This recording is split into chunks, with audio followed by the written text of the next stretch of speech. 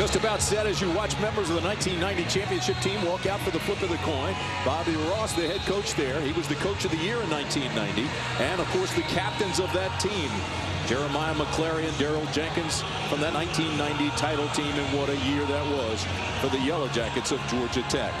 But Georgia Tech won the toss and deferred, so Miami will get it first. They'll be on the field offensively to start this game.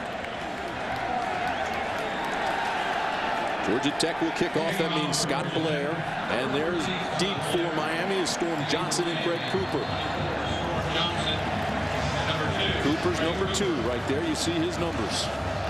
Beautiful day. Temperature in the 60s right now. Could reach 70 degrees by the afternoon. Clear skies. And a great crowd here. High end over end kick. Taken out about the 2, lost in the sun. He's going to have to bring it out. And Cooper out across the 10 to the 12-yard line, and Miami will start this offensively backed up. Stephen Morris with the season on the line. Down by 2 last week against the University of Maryland, and he never blinked. Boy, what a great job by what they talk about as one of the most mature kids they've had on the campus in a long time. Stephen Morris was able to direct his team back against Maryland, down a couple times this game. This run, a 16-yard scramble on 3rd, and then here's the throw to Hankerson with 37 seconds to go that won the football game. What tremendous poise from the true freshman for Miami. 6'2", 183 pounds. True freshman, as you mentioned, out of Monsignor Pace High School in Miami, Florida. First down, left side, big hole into the secondary. First down, move the chains. Goes Damian Barry.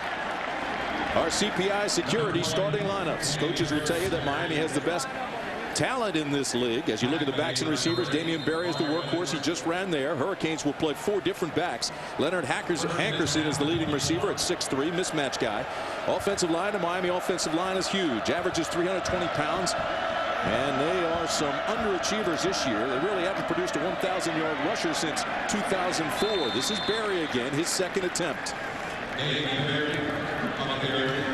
Well, the anchor of this defensive group up front is Brad Jefferson, the middle linebacker. He makes all their calls defensively. He's got to make a lot of tackles. He's second on the team in tackles. That's his 56th right there on the year. But when you talk to Al Grove, he's the guy that calls the shots for Al Grove's defense. There's Al right there. Calls the shots for this 3-4 defense. Second down and 6. That's complete to Benjamin. Should be enough for the first down. It is across the 35-yard line. Defensively for Georgia Tech, Al Grove runs a 3-4. Zion Cross is a young sophomore emerging as a star. The linebackers are the action guys. Jefferson Burnett are the 2 leading tacklers. Sylvester and Ibunawe are backfield chasers. Reese and Butler are short cover corners. Edwards and Tarrant are the safeties, and they will be run support guys today. First down again, and it's Barry. Barry spins and turns like a rolling dervish and gets out across the 40.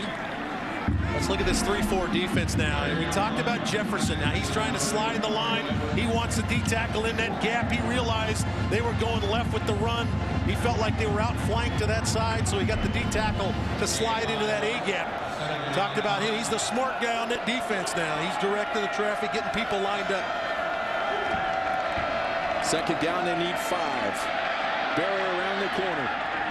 Up near midfield, 2 yards short. They'll move the chains again. Steven Sylvester comes up and makes the tackle. Impressive job at a big offensive line. We talked about how big they are for Mark Whipple's offense here at the U. Boy, they've got talent across the board. You talk to Georgia Tech's coaches, Tim, and they told us, hey, you look at this group on film, it's a little scary. There's Mark Whipple, offensive coordinator for Miami. Damian Barry already 4 carries, 28 yards. Here he is again. Slashes his way across the 45. Miami feels if it can run the ball successfully, it will win the football game. Well, this is a Georgia Tech defense now that has a little bit of trouble stopping the run. They did a decent job last week against Virginia Tech. But right now, Miami just running student body left and right, pitching it back there to Barry and letting him pound straight ahead. This is not unexpected by Georgia Tech. They figured they'd run the ball a lot today, and so far they have. Here he is again. tiptoes past one into the secondary. This is Lamar Miller, and Miller with his first run of the game carries it across the 30 to the 28-yard line. Gain of 16. Talking to Al Grove, defensive coordinator Georgia Tech, he says it's just another guy they line up back there that's talented. Well, this guy, Miller, redshirt freshman, ran for 127 yards on 22 carries last week. So he's already making his presence felt as just a freshman on this football team. Is the 8th play of the drive coming up. Lamar Miller, a member of the Miami track team. He can flat out fly. First down and 10. Morris to throw. He's got problems from behind and throws it away. He could feel him coming. The pressure was coming from Magunaway.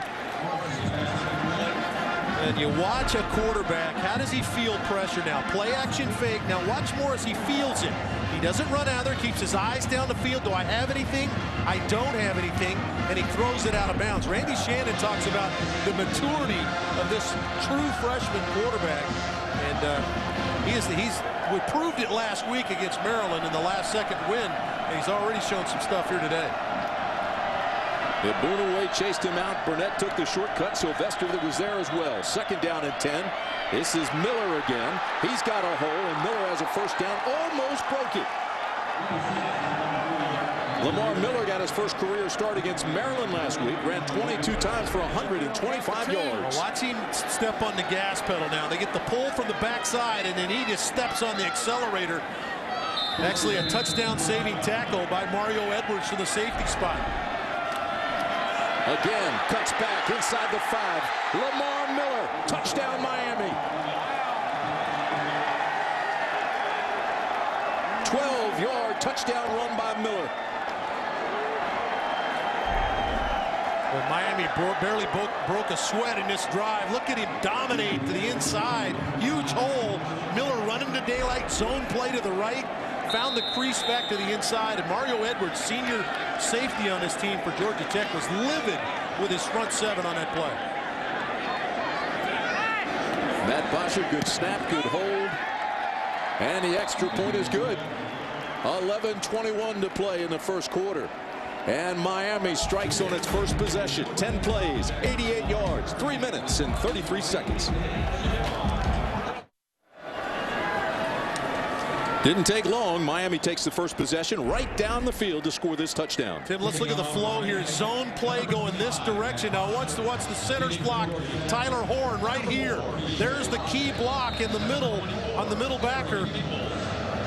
Julian Burnett, and Miller just gets in behind his big center. You mentioned how big this O-line is. Tough to see around him, let alone when one's hitting you in the mouth.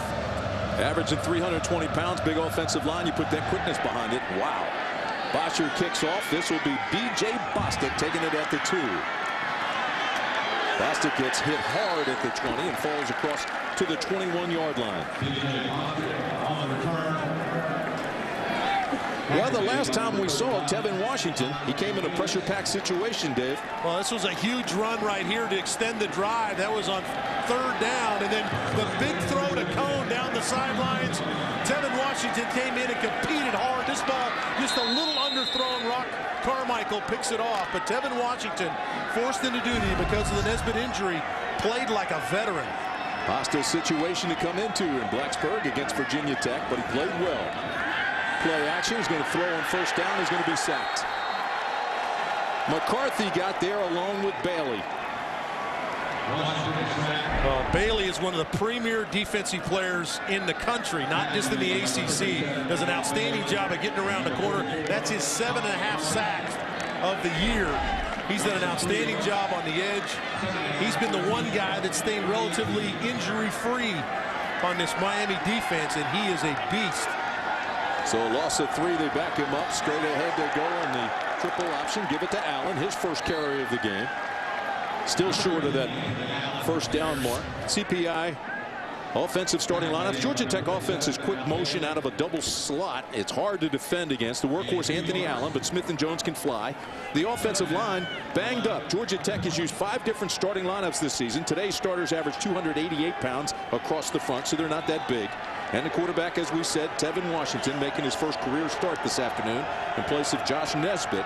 And Tevin must have butterflies the size of eagles right now. He's got problems. Cuts back. He's out across the 30. He's got a first down. Tevin Washington finally chased down by Colin McCarthy, but the young sophomore gets the first down. Well, Tevin has quick feet now. He might be just a tad quicker than Joshua Nesbitt. Does a great job of running through the tackle there and then gets north and south to pick up the first down, a 15-yard pickup. And a big pickup early on for the young sophomore. The pitch on first down. Jones around the corner, breaks one tackle and picks up about 8 yards. CBI defensive starting lineups. Miami's defense held Georgia Tech to just 93 yards rushing last year. And when this line is healthy, it's scary good. Bailey is the bell cow, all ACC, 6.5 sacks. The linebackers are quick. McCarthy and Spence are 2 of the leading tacklers in the league. In the secondary, the Canes have allowed only 5 touchdown passes all year, forcing 16 interceptions. The Miami defense is ranked #1 in the Atlantic Coast Conference. Second down and short, they get the first down. Here's the carry by Allen, breaks one, almost broke it all, out to the 38-yard line. Now this is the first part of the triple option now, as you hand to the B-back. Tevin likes it. He hands to Anthony Allen. He'll be the workhorse today. Remember, Jonathan Dwyer, all ACC performers, moved on to the National Football League, and Anthony Allen has taken that role. He has been outstanding as their B-back runner, almost 850 yards on the ground. Everybody picking him up in chunks today. That was 14 yards. This is on first down, straight ahead to Allen. Not much there. Anthony Allen has run for almost 500 yards and 6 touchdowns in the last 4 games. Geico Scoreboard will keep you updated throughout the afternoon. All the scores. Big football weekend, not only in the Atlantic Coast Conference, but across the nation.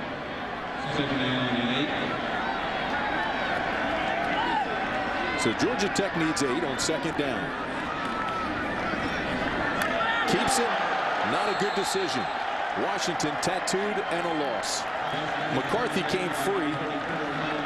He had the quarterback all the way. Loss of 2. Well, you're going to get pressure from the inside. Now, good job of taking away the B-back, and then there's McCarthy to take the quarterback. So the 2 inside linebackers, one had the back faking back, the other had the quarterback, and McCarthy put Tevin Washington down with authority.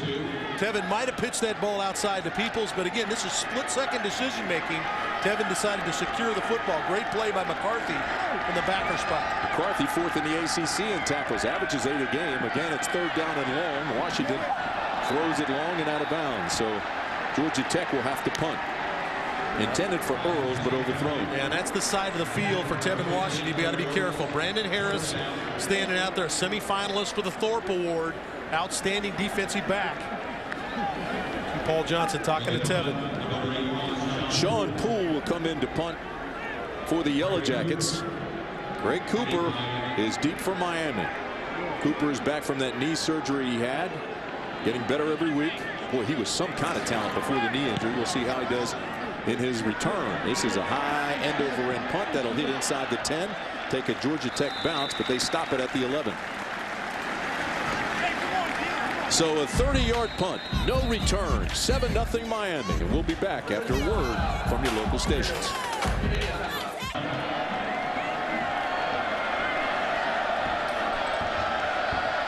Bobby Dodd Stadium, legendary. Miami and Georgia Tech. 2 programs steeped in tradition. Straight ahead goes Miller.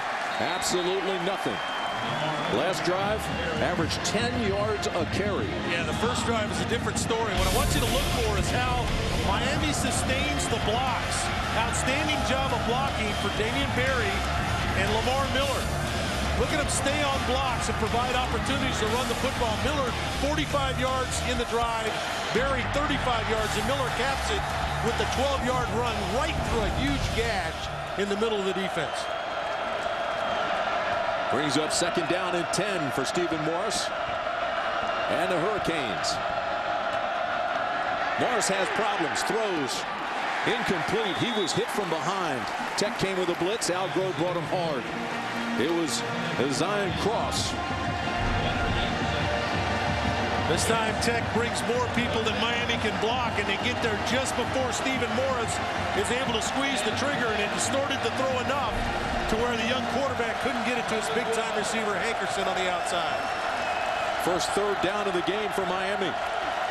Cross, a 6'4", 292-pound sophomore, and he came hard. Out of the gun. Steps up. That should draw a flag, you would think. There was contact. There it comes.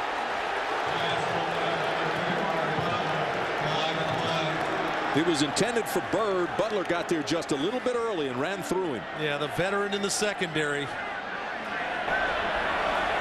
Pass interference on the defense, number 2. The ball be placed at the spot of the foul. Automatic first down. 37 starts for Butler on the edge, and he's in perfect position. He just breaks a little bit too soon. Did an outstanding job of reading the play, but he got there too early, and Stephen Morris knows, hey, I get a reload. So it'll be 1st and 10, the ball at the 21-yard line for Miami.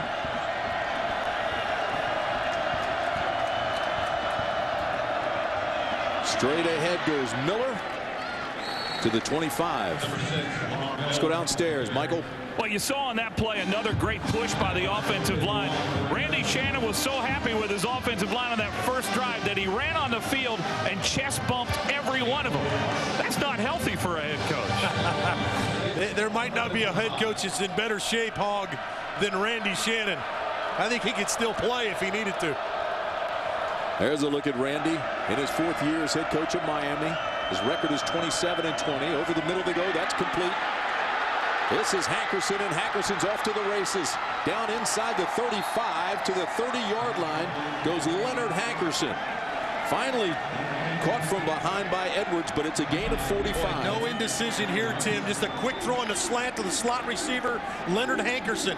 And then Hankerson's a big-time player with the ball in his hands. Georgia Tech scrambles back to get him on the ground.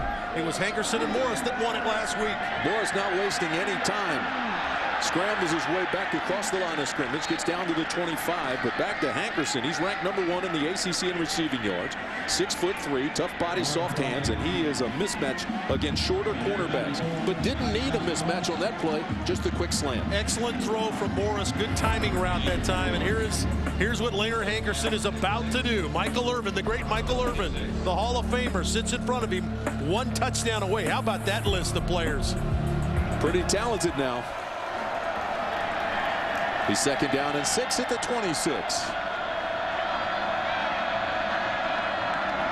Out of the eye, this is Berry. Georgia Tech defense just swarms that time to the football. You look at this defense, the leading tackler is Julian Burnett. 2nd is Brad Jefferson. Those are the 2 linebackers. Then come the safeties, Mario Edwards and Gerard Tarrant. Well, this is a team in Miami that wants to run the football at Georgia Tech, and they've done pretty well with it here early in the game. And now it makes those Georgia Tech linebackers begin to squeeze the line of scrimmage. And Stephen Morris, pretty good play-action quarterback as a freshman. Mario Edwards comes back into the ball game on 3rd down. So Georgia Tech went with speed. They brought in some folks that could cover, and with 4:43 to play, we'll take a break. It was bow time earlier this morning in Atlanta. Yellow Jacket fans were up ready for the game. No better time to enjoy Bojangles tailgate than just before game time. Special 8 pieces of seasoned chicken, 4 made from scratch biscuits, 2 large fixins, half-gallon of the legendary iced tea. And there's an incomplete pass. It was intended for Hankerson. Well, Stephen Morris has what he wants. He's got Hankerson running the out route from the slot, little half roll, and Stevens off target with a throw. Makes it a tough catch for Hankerson. He can't squeeze it on the back shoulder, and Georgia Tech has forced a field goal opportunity here for Miami.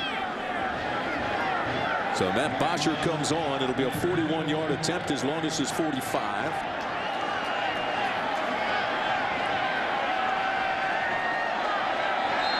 And his movement, flags fly everywhere. So the 41-yard attempt will change. If this is on Tech, it's a 1st down, Tim. Be a huge mistake by Georgia Tech if this goes against the Yellow Jackets.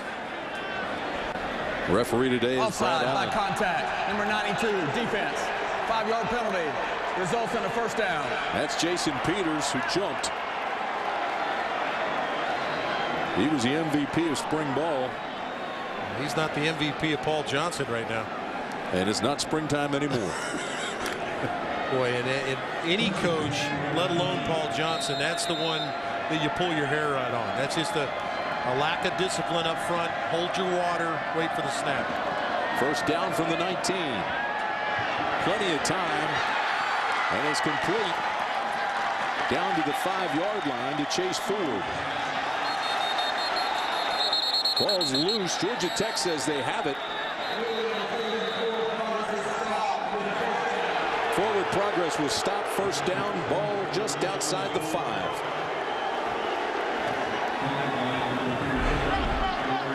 Well, this is Chase Ford, the tight end, kind of the third tight end in this package. Does a good job of dragging with Morris, who's booting right, and Morris puts it right on the money, and then he was blown dead. His forward progress stopped, so no review needed for any kind of fumble there. Morris 3 for 5, 67 yards so far. They reset the clock. Now put it in play. First and goal from the 5, Miami. Berry, left side, big hole, touchdown, Hurricanes. Damian Berry. 5-yard blast by Miami.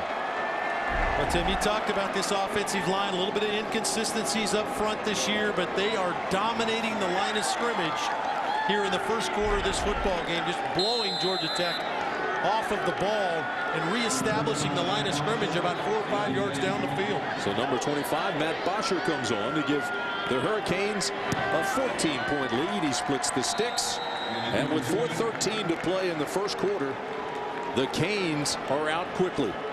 9 plays, 88 yards. Both touchdown drives, 88. Champion presents how you play. 1930 model of a Ford Sport Coupe. The Ramblin' Wreck is one of the most notable traditions in all of college football. First appearing on campus back in 1961. The Wreck is best known for leading the Yellow Jackets onto the field before every single game. And that, folks, is our champion feature celebrating the history and traditions of the ACC. Champion, it's how you play. Yeah, we saw them all over Atlanta last night. They were out. The U fans coming up from Coral Gables. There's a nice contingency in the southwest corner here. Fans, get your cell phones ready. It's time for the AT&T fan vote. We want you to answer this question, and I think part of this has already been answered. Text your answer, A1 or A2, to 55333, or go to ACC.com and vote. You'll get the results in the second half. Right now, it's lopsided. Miami with 162 total yards against just 37 for Georgia Tech. Huge opportunity now for Georgia Tech. They have got to find a way to answer Miami. Miami's come out with a tremendous amount of intensity in this game. Bostic and Peoples are deep, waiting for Bosher's kick. This would be B.J. Bostic just inside the goal line. Goes it out to the 23-yard line. That's where Georgia Tech will start. Let's go downstairs to Mike Hogwood. Well, nobody'd like to be out here any more than Joshua Nesbitt. His arm is in a sling today. But I'll tell you, his role is to pump up Tevin Washington, to talk to him. He virtually talked to him the entire time that he was over here on the sidelines. What he can do is impart some advice, because he knows how to run this option like nobody else. Well, there's no question about that, and he sorely missed here today. Has that broken forearm, as you said, trying to make a tackle. So Tevin Washington is your guy. Here comes Jones. Tries to get around the corner, maybe a yard. Chased down by Vaughn Telemack. This is an area that's plagued Georgia Tech this year when they want to run the ball on the edge. Talking to Paul Johnson, he's just not getting the key blocks out in space for his offense, and you've got to be able to block out on the edge, and he's a little chippy right now. That was a play that had a chance to mean something, and they just didn't get the block on the outside. Duke scores first against Boston College as you look at the Geico scoreboard. Washington with the keeper out across the 35-yard line. That'll be a first down. Move the chains. Excellent job by Tevin. You're going to watch a little fake here just to freeze the player, the defensive player, just enough with the left hand, and he hits it forward for a first down. Now, Tevin got all the snaps in spring this year because Joshua Nesbitt was nursing an injury, and so he is very adept at running this offense. It's just the big stage now he's got to get used to. Pickup of 11. Anthony Allen is your ball carrier. The Georgia Tech offense was, it actually emerged from the run and shoot, but they added the option, not the wing tee. It's closer to the wishbone. And the triple option is about 20% of it. It's a combination of a lot of offenses to make a hybrid, very, very dangerous attack. And Paul has interwoven his own ideas into it. Paul Johnson, the way he blocks it, he can mix up the blocking schemes, veer blocking, zone blocking, a number of different ways to attack it. Straight ahead goes Allen again.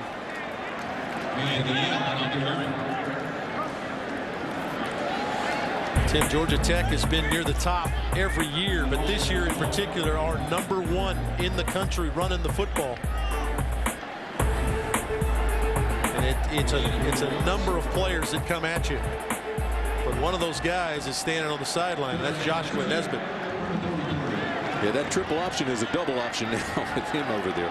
But there's a look at Allen, and he is still very dangerous. 1 for 2 on third down conversions today. They need 2 yards. Around the corner they come and stumble. Don't think they made it. Lucas Cox was stumbling before he ever got to the first down marker, and they'll be short by about a foot. Boy, and I was talking about the block on the edge. Roddy Jones gets a great block for Cox, and he has the corner, but he loses his footing and comes up short. But this is go time for Georgia Tech. They don't have any problem going for it on 4th down. Paul Johnson has the #1 rushing offense in the nation, as you mentioned, and they go for 1st and 4th down more than anybody else in the nation. Here they go, 4th. They need less than 1. They're going to try to draw him off. Now they call timeout. That was designed by Paul Johnson. And I think here, Tim, he wanted to see the defense. Yeah, and I think he's got to go too. I don't think he has any choice. He does not want to punt the football back to Miami the way they're moving the ball. This will be I don't think there's any choice here for Paul. He's going to go. Probably would go anyway, but he's not going to punt the ball back to Miami. Oh, I agree with you. That was not to draw him off sides. I think that was to see how they defended it. Enter the Get Loud sweepstakes for your chance to follow your team to the ACC Championship in Charlotte and on the Discover Orange Bowl. Weekly prizes include game tickets, autographed helmets, and Get Loud prize packs. Visit the ACC.com/loud, L-O-U-D, to enter now. And with Miami's huge win last week against Maryland, they stay right in the thick of things. If they can get a win here, obviously they need some help against Virginia Tech. Virginia Tech's got a big one up in the Carolinas today. All they can handle with the Tar Heels. Yeah, they got the Tar Heels are playing extremely hot, coming off a huge win against Florida State. So Randy Shannon's team very much in the mix. So here we go. Tevin Washington brings them up. They need less than a yard. He keeps it himself and has the 1st down. Terrific read by Washington. Got the snap, looked at the defense, and jiggled his way to the 1st. Well, how about the surge here of this offensive line? That's the best they've come off the ball today. Excellent job by an offensive line. They've had the mix and match with injury up front, but a good surge at time for their sophomore quarterback. Good point there. Georgia Tech has had 5 different starting lineups this year. 8 offensive linemen have made starts. Ball on the 48. Around the corner comes Smith. He gets half of what they need. 49 seconds remain in the 1st quarter. Tim, another good block by that man right there, Roddy Jones, number 20. Now, Roddy's not a big guy. He's only about 200 pounds, 5'9", 200 pounds, has outstanding speed. Remember a couple years ago at Georgia, went for over 200 yards on the ground, but he has been the best at blocking out on the edge, and they keep running the ball his way and letting him lead block. 2nd down and 5. Back inside. The old Syracuse scissors. This is Jones. Ball's loose. Miami has it. Look out. Gone. Colin McCarthy. Touchdown Miami. And it's 20-0. 40-yard return by McCarthy. Well, this is a Miami defense that came in with 24 takeaways. They were plus three in the giveaway takeaway. They had 8 fumble recoveries, 16 interceptions, and this time just a mass of defenders around Roddy. Let's see if the knee goes down before the ball comes out. Be interesting to see if that left knee, look for the left knee here now as the Miami defenders try to rake it out.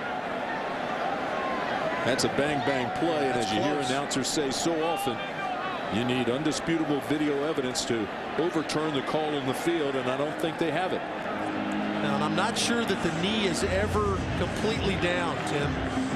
He gets this, there's an arm underneath the leg, and I'm not sure it allows the knee to go down for Roddy Jones. And you're right. I don't know that you see enough there that would overturn McCarthy's return. Atlantic Coast Conference officials have done a tremendous job this year on the reviews, and they don't spend a whole lot of time doing it.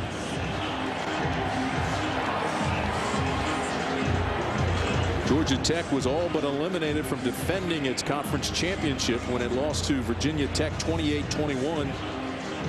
Trying to become bowl eligible here this afternoon, take the record to 6-4, but really off to a shaky start. Miami with much more to play for, with 20 points on the board as it stands right now. I'll tell you what, that you're right, Tim. That is really close to the left knee. I'm not so sure that left knee didn't touch. I'm glad I don't have to make this decision. I'm glad Paul Rhodes' crew, head of officials for the ACC, they do such a great job. I'm sorry, Doug Rhodes. We got Paul Johnson here coaching. Doug Rhodes, the head of ACC officials, does such a great job of getting these guys dialed in each and every week. I'm glad they get to make this decision. I don't want no part of it. Paul Johnson on the right, Randy Shannon on the left, both coaches watching intently. I think you could make a case that that left knee was down after looking at it a couple of times. I know this. Jones did the splits. Excellent job of Alan Bailey, a big defensive end, the senior, raking the ball out, and then another senior, Colin McCarthy, scoops it up and runs for the touchdown. Saw Colin McCarthy there. He's waiting for the replay result. Colin McCarthy with that touchdown run. We'll see if it stands. 24 seconds remaining in the first quarter of play in Atlanta. Tim Brandt, Dave Archer, Mike Hogwood waiting for the results of this. Was his knee down before the ball came loose? Georgia Tech hoping he was down. McCarthy hoping he wasn't. Well, usually when you start thinking about taking this long, they're trying to reestablish where line of scrimmage was, time on the clock, things like that, Tim. I think the longer this deliberation goes, the better it is for Paul Johnson. If the play stands, the floodgates are about to open.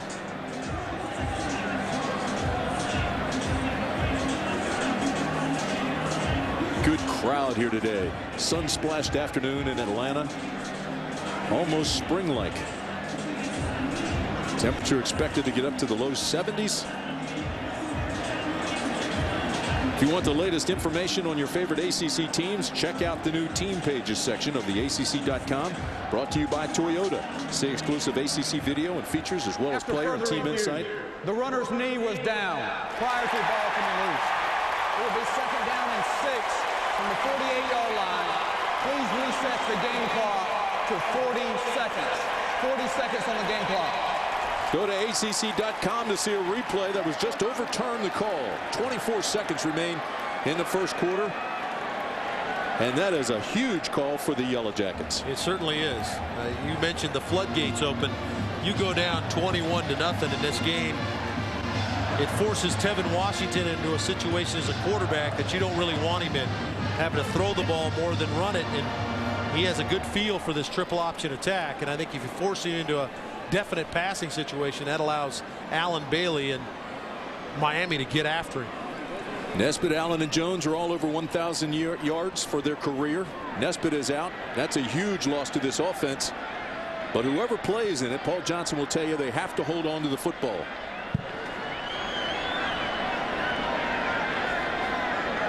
.40 seconds remain in the quarter. Yeah, I think that the discussion here now is maybe about where the spot of the ball is. Third down and 6. Place the game clock to 32 seconds. Checking the down marker as opposed to the spot of the football. Well, they have it listed as second down and 5. They've they've changed it to 3rd down now. They did not take that play off, so it's now 3rd down and 6 for Georgia Tech. They don't want that Missouri extra down here, huh? Well, they've seen enough of that. The 1990 team got enough of that one. Too many brainiacs on this campus to let that slide. 2nd down and 6, or 3rd down rather. Still haven't changed the scoreboard. There we go. Now we've got 3rd down and 6 at the 48.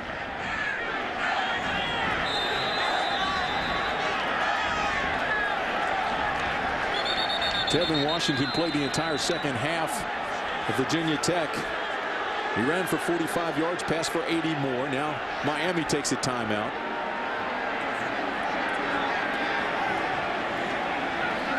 Well, Randy Shannon looking for some clarification now on where he believes that Roddy Jones was tackled deeper in the backfield. If he's down, if the knee was down, he felt like he was deeper in the backfield. Maybe if we have that replay, we can re-roll that and see if we can get an idea where he touched down. Roddy Jones were tackled in the backfield, and that's what Randy Shannon is arguing right now. Let's go downstairs. Mike Hogwood. You guys are exactly right. What Randy Shannon's question is where the ball was, where the spot was, and he says it's not where the ball is right now. And I agree with him. I think that the ball was respotted at the original line of scrimmage prior to the Jones play. And I think Randy's upset with it. The previous play is under further review. Officials timeout. Yeah, they're now going to review where the ball's supposed to be spotted. Yeah, and Randy's right. It is exactly where the knee hits, where the ball is when the knee hits. It looked like the ball. Well, it looked like, Tim, the officiating crew, and here's the look at it. Let's see where Roddy goes down. Yeah, he goes to go down. He's going to go down on the 49-yard line, which is 3 yards. His own 49. Shorter than where the ball is marked now. Yeah, the ball marked at the Miami 48 should be on the Georgia Tech 49. So good job by Randy Shannon.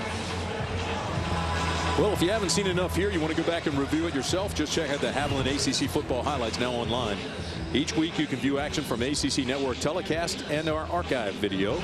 Log on to ACC.com for these clips and a whole lot more from around the Atlantic Coast Conference.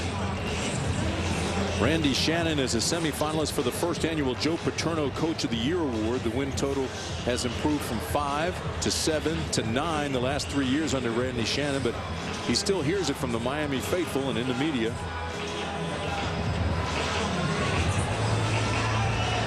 Look at the ACC notes on this November Saturday. Joshua Nesbitt, he's our headliner, set ACC career quarterbacking rush yards record, but broke his arm in the process. Torrey Smith now holds the ACC career kickoff return yardage record, 2,724.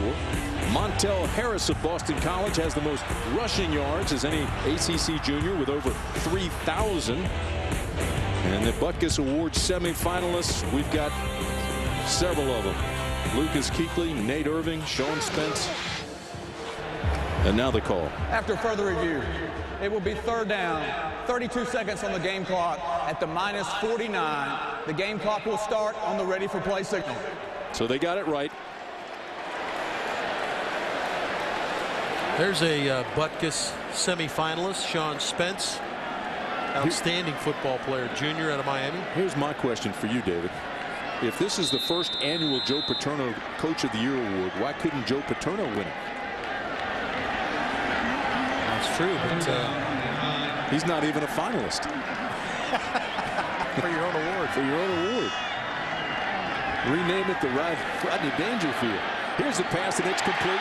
This is Smith, and Irwin Smith down to the 20-yard line before he's knocked out of bounds. And Georgia Tech now on the move.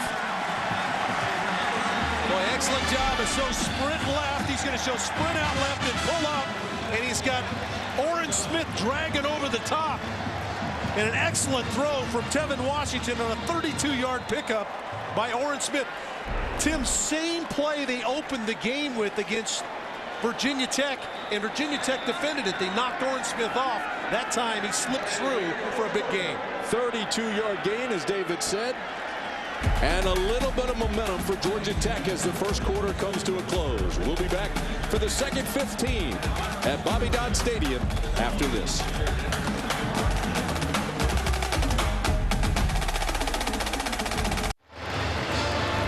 Back here at Georgia Tech, here's Orrin Smith.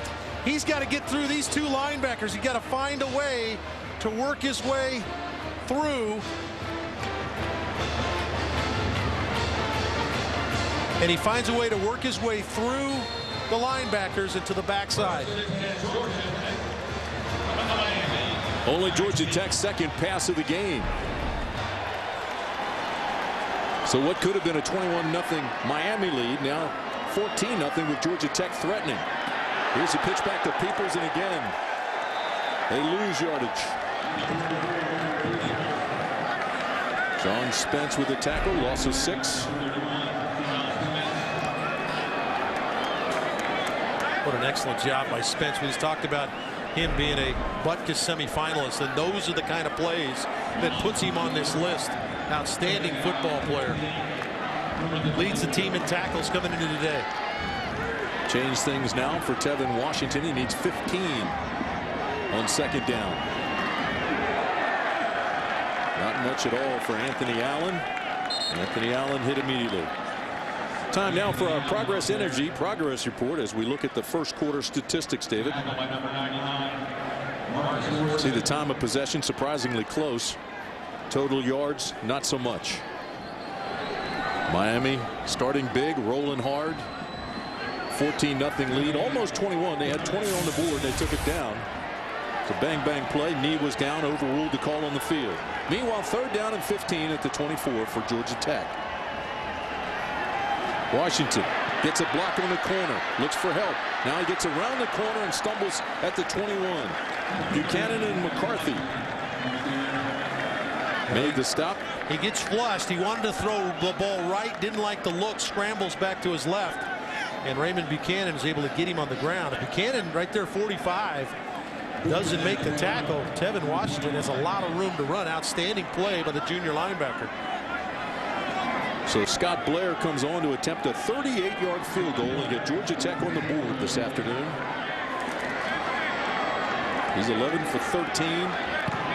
This has plenty of distance, and it's good. So the Yellow Jackets are on the scoreboard. Time for a chili cheese slaw dog at one of the great institutions of Atlanta, the Varsity. It's 14-3 Miami, and the Canes will have it when we come back. 13:05 to play in the first half. 14-3 Miami. And I think you get a measure of confidence if you're Georgia Tech. You move the football, which you'd been unable to do against Miami prior to that point. You'd like to have gotten 7, but you put some points on the board, and now your defense maybe gets a little bit of momentum out of that. Scott Blair to kick off. Johnson and Cooper are deep, standing at their own goal line. This is a short kick. They'll take it at the 10. This is Cooper. And Cooper gets out to the 24-yard line, and that's where Miami will start. Well, the overturned fumble was huge because instead of being 21-0, now it's 14-3, and Georgia Tech still very much in it. Yeah, a monster break for Georgia Tech that the ball did not get returned for a touchdown, that Roddy Jones was called down on the run. Atachu, this is a kid they're really excited about. 45, helmet comes off, still comes down and makes the tackle. He is a kid. Jeremiah Atachu is a guy that Al Groh just raves about, and we will see him on defense at some point today. Damian Berry in the backfield with Morris. Hankerson has a blocker inside. Very nice design on the play. Good execution. Tarrant finally makes the stop. Well, very similar to what you need from Georgia Tech is blocking on the perimeter. That's what Miami gets here in the screen to Hankerson. Good job of blocking out on the edge.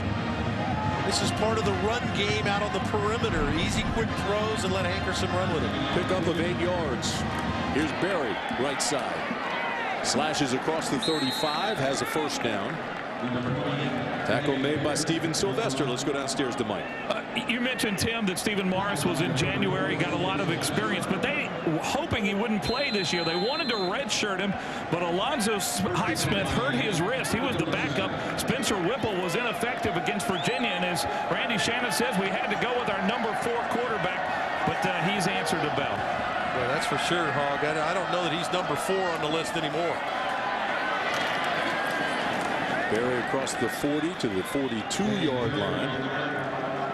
Well, there are a lot of questions in Miami after the effort by Morris against Maryland.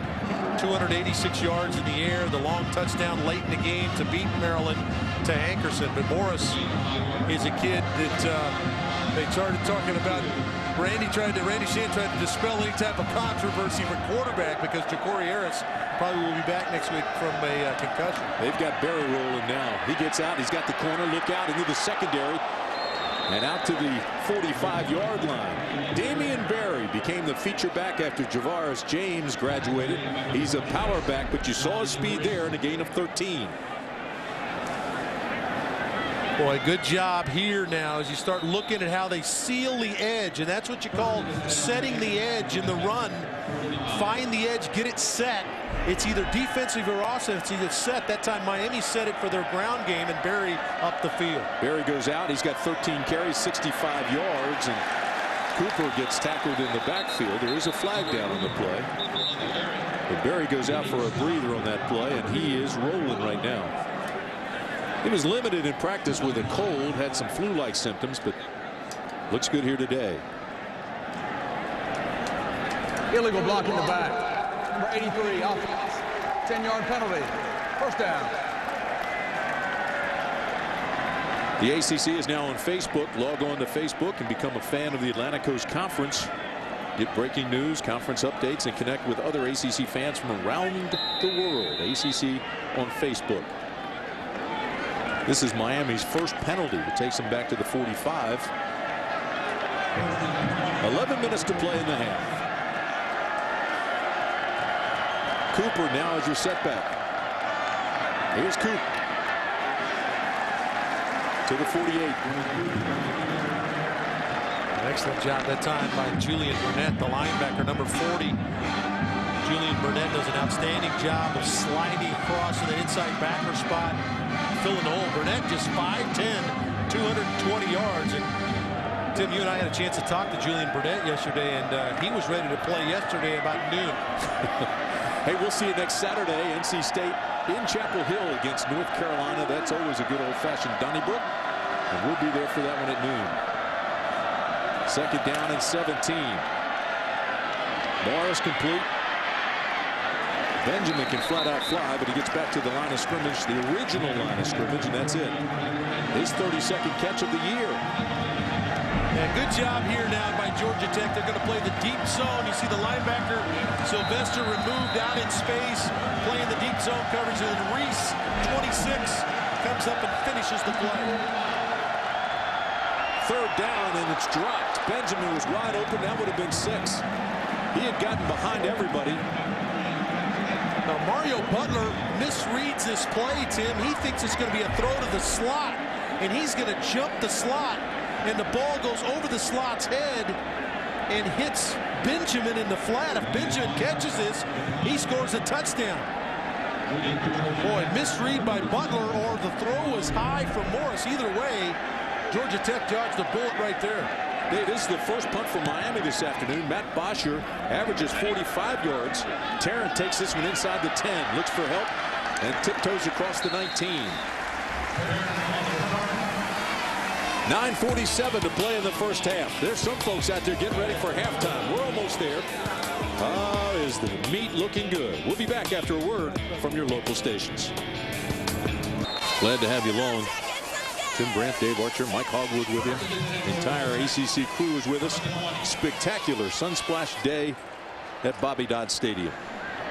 First down and 10, ball at the 20. Georgia Tech with the option. Back to the line of scrimmage. That's about all that's there for Washington. Tim, let's look at Tevin Washington's day to this point. Little option play here, does a great job, little play, little ball fake. But he gets introduced to McCarthy and Bailey, and then another big hit coming up right there. But then he comes back. The kid's resilient. How about this throw to Oren Smith, 32-yard gain. So the kid has come to play today, and he's trying to make a play here for Georgia Tech. Really a tough offense to defend against, and yet Miami doing a heck of a job. Did one last year too, held them under 100 yards rushing. This is Smith around the right side. Look out after the 35. We'll see where the mark is at the 36-yard line. Orwin Smith, his 27th carry of the year. He's over 300 yards, and he picks up 16 there. Talk about blocking on the edge. They get the edge sealed. They get the edge sealed here. They also get the block from Cone right there, and that's what clears the way for Orwin Smith. Outstanding job by Georgia Tech out on the edge to get one of their burners the ball. Told you this is a combination of a lot of different offenses. They need to get it rolling. This is Allen, tries to pick up a few tough yards. Boy, he's limited in space in there, and he lines up right behind the quarterback. He's got to read quickly. We talked to Anthony about the difference of playing the B back, which is the back right behind the quarterback, or the A back, those two backs that are slotted on the edge. He talked about how the decision making has increased exponentially for him because he's so close to the line of scrimmage. He explodes off the ball straight ahead. It's one cut and go downhill. 2nd down and 7. Here's the pitch outside. This is Peoples. Well defended by Miami. Boy, good job of Vaughn Telemack coming up from the safety spot. We talked about the blocks on the edge and how important they are in the option game. And here Telemack comes up, defeats the block on the outside, and blows up Peoples on the option pitch. Miami's defense is smart. It's aggressive, talented, extremely confident. Telemack reading, reacting. Bring up 3rd down and 4 for Georgia Tech.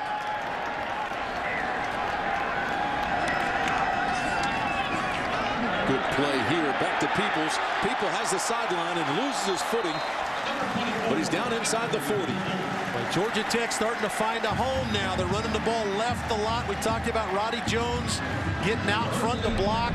You're going to see number 20, Roddy Jones, leading out in front. Watch the block on the corner right there, and Peoples in behind. Boy, Peoples a step away from taking that one to the house, about an 18-yard pickup. Great read by Washington to fake the dive and get it out on the pitch. And a whistle and a foul. Flags come in. A little bit of movement, I think, before the snap by Georgia Tech. Offense, number 77. 5-yard penalty. Remains 1st down. So Uzi having a terrific year from Lithonia, Georgia. He's called for the movement. As Roddy Jones stand on the sideline catching a breather. Boy, he's in an outstanding. We talked about Paul Johnson talks about how important it is to block on the edge. Roddy gets that. He's a really good runner with the football, but he understands he also has a role in allowing them to run both sides of the field, and he has made some key blocks today. He's a veteran guy. I talked about his big day at Georgia, over 200 yards 2 years ago. He's become a complete back for Paul Johnson. 1st and 15, and again Smith on that left side. He had a little bit of a crease, but lost his balance and stumbled on his own.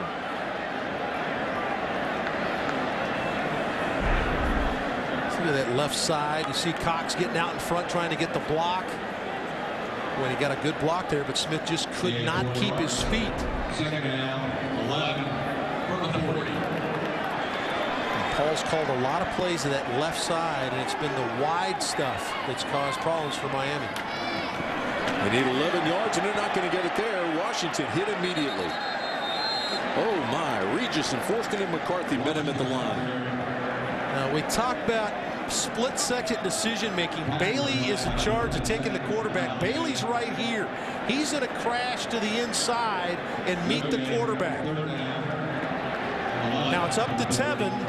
Now he should pitch that football to Roddy Jones. Just a bad decision by the redshirt sophomore quarterback, and he pays the price as one of the top players in the country. As Bailey's parents look on, Alan Bailey, one of the great players in this nation, not just in the ACC, one of the really good defensive players in the country. Georgia Tech 3 for 6 from 3rd down conversions today. Looking into the corner, this is going to be incomplete, intended for Stephen Hill. But there's some serious bumping and grinding going on between Hill and Harris. But it's a tough matchup out there now. Brandon Harris does an outstanding job on the edge. Let's look at the pressure now that Tevin's under. Does a good job of sprinting out. They try to move the pocket for him. He's going to take a big lick at the back end of that. Again, McCarthy. Boy, McCarthy's probably giving him his address, and they're exchanged Christmas cards after this game. He's been tattooing him regularly. That was inexperience there, Arch. Washington's got to give the receiver a chance. Nobody had a chance on that pass. Well, that's one of those ones where you know you're getting ready to eat a 240-pound linebacker, and it's really hard to be accurate with the throw. Going for it on 4th down and 11. Here's the pitch. Not going to get there. Smith picks up 1. He's 10 short. Now, good adjustment by Miami that time. They knew that Georgia Tech had been running the ball wide, so they get a number of players to outflank Georgia Tech on the edge and are able to make the play. Sean Spence with a terrific play. He had a terrific 2008, sat out last year with injuries, but he's back and having an impact. What a great day in Atlanta. Some folks couldn't get tickets to this game. They're at the Aquarium today. Boy, is that ever spectacular. This is just a great city of Atlanta. Beautiful place. Miami averaging almost 8 yards a carry. Here they are on 1st down and 10. Batted down at the line. It'll bring up 2nd down and 10. Incompletion for Stephen Morris. Morris wanted Hankerson on the deep curl route that time. Good job. Georgia Tech elevating their hands and batting the ball down. Brad Jefferson is long. Oh, he does a good job of getting up there, batting the football away. He's a co-captain of this defense. 4 sacks, 6.5 tackles for loss. There's Hankerson. They run the ball instead. This is Miller. Gain of 2.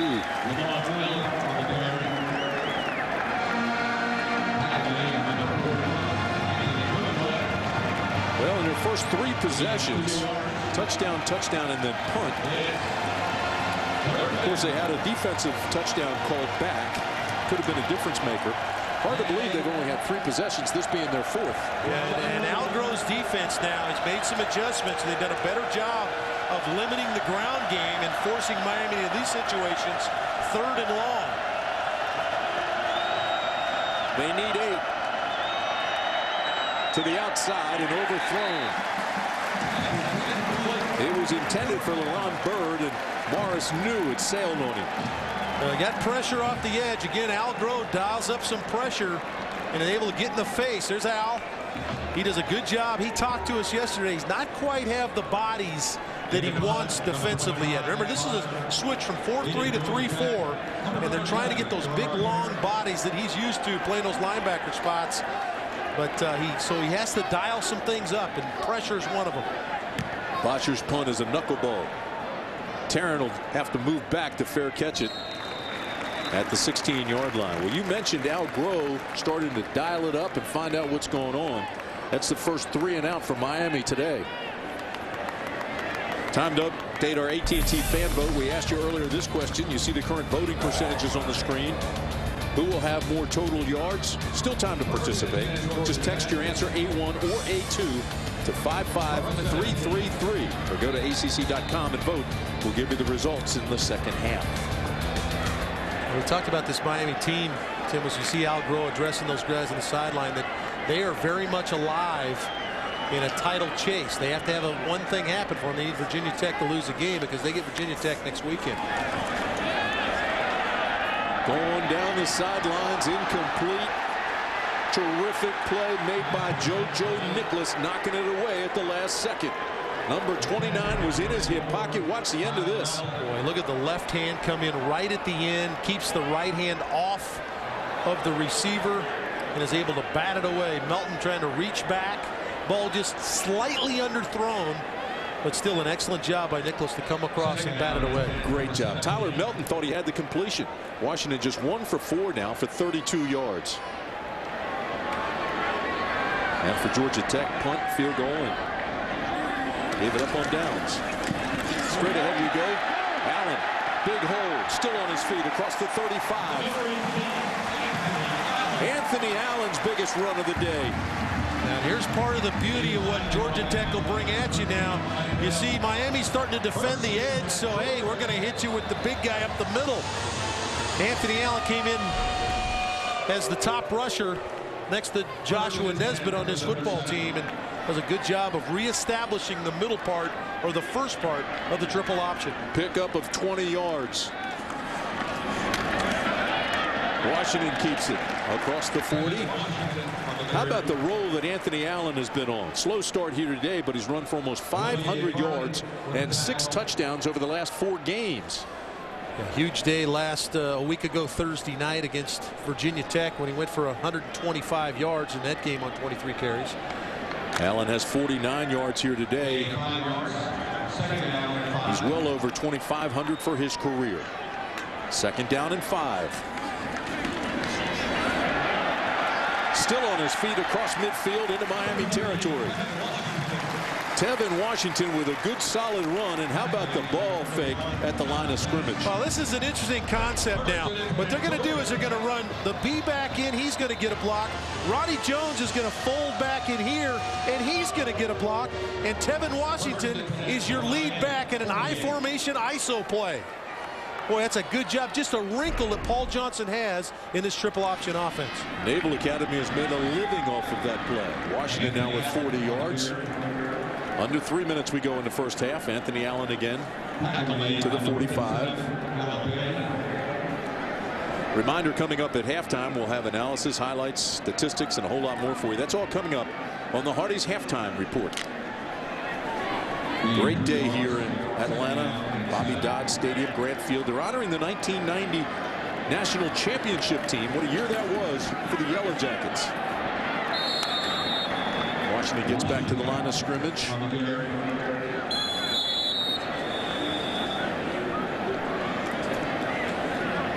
This will bring up 3rd down and about 7. So with 2:22 to play in the first half. Timeout on the field. We'll take one as well.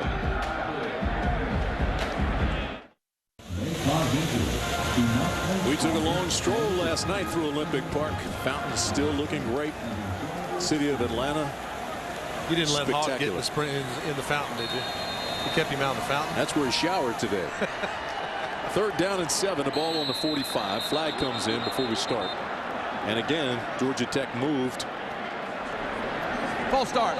Offense, number 77. 5-yard penalty. 3rd down.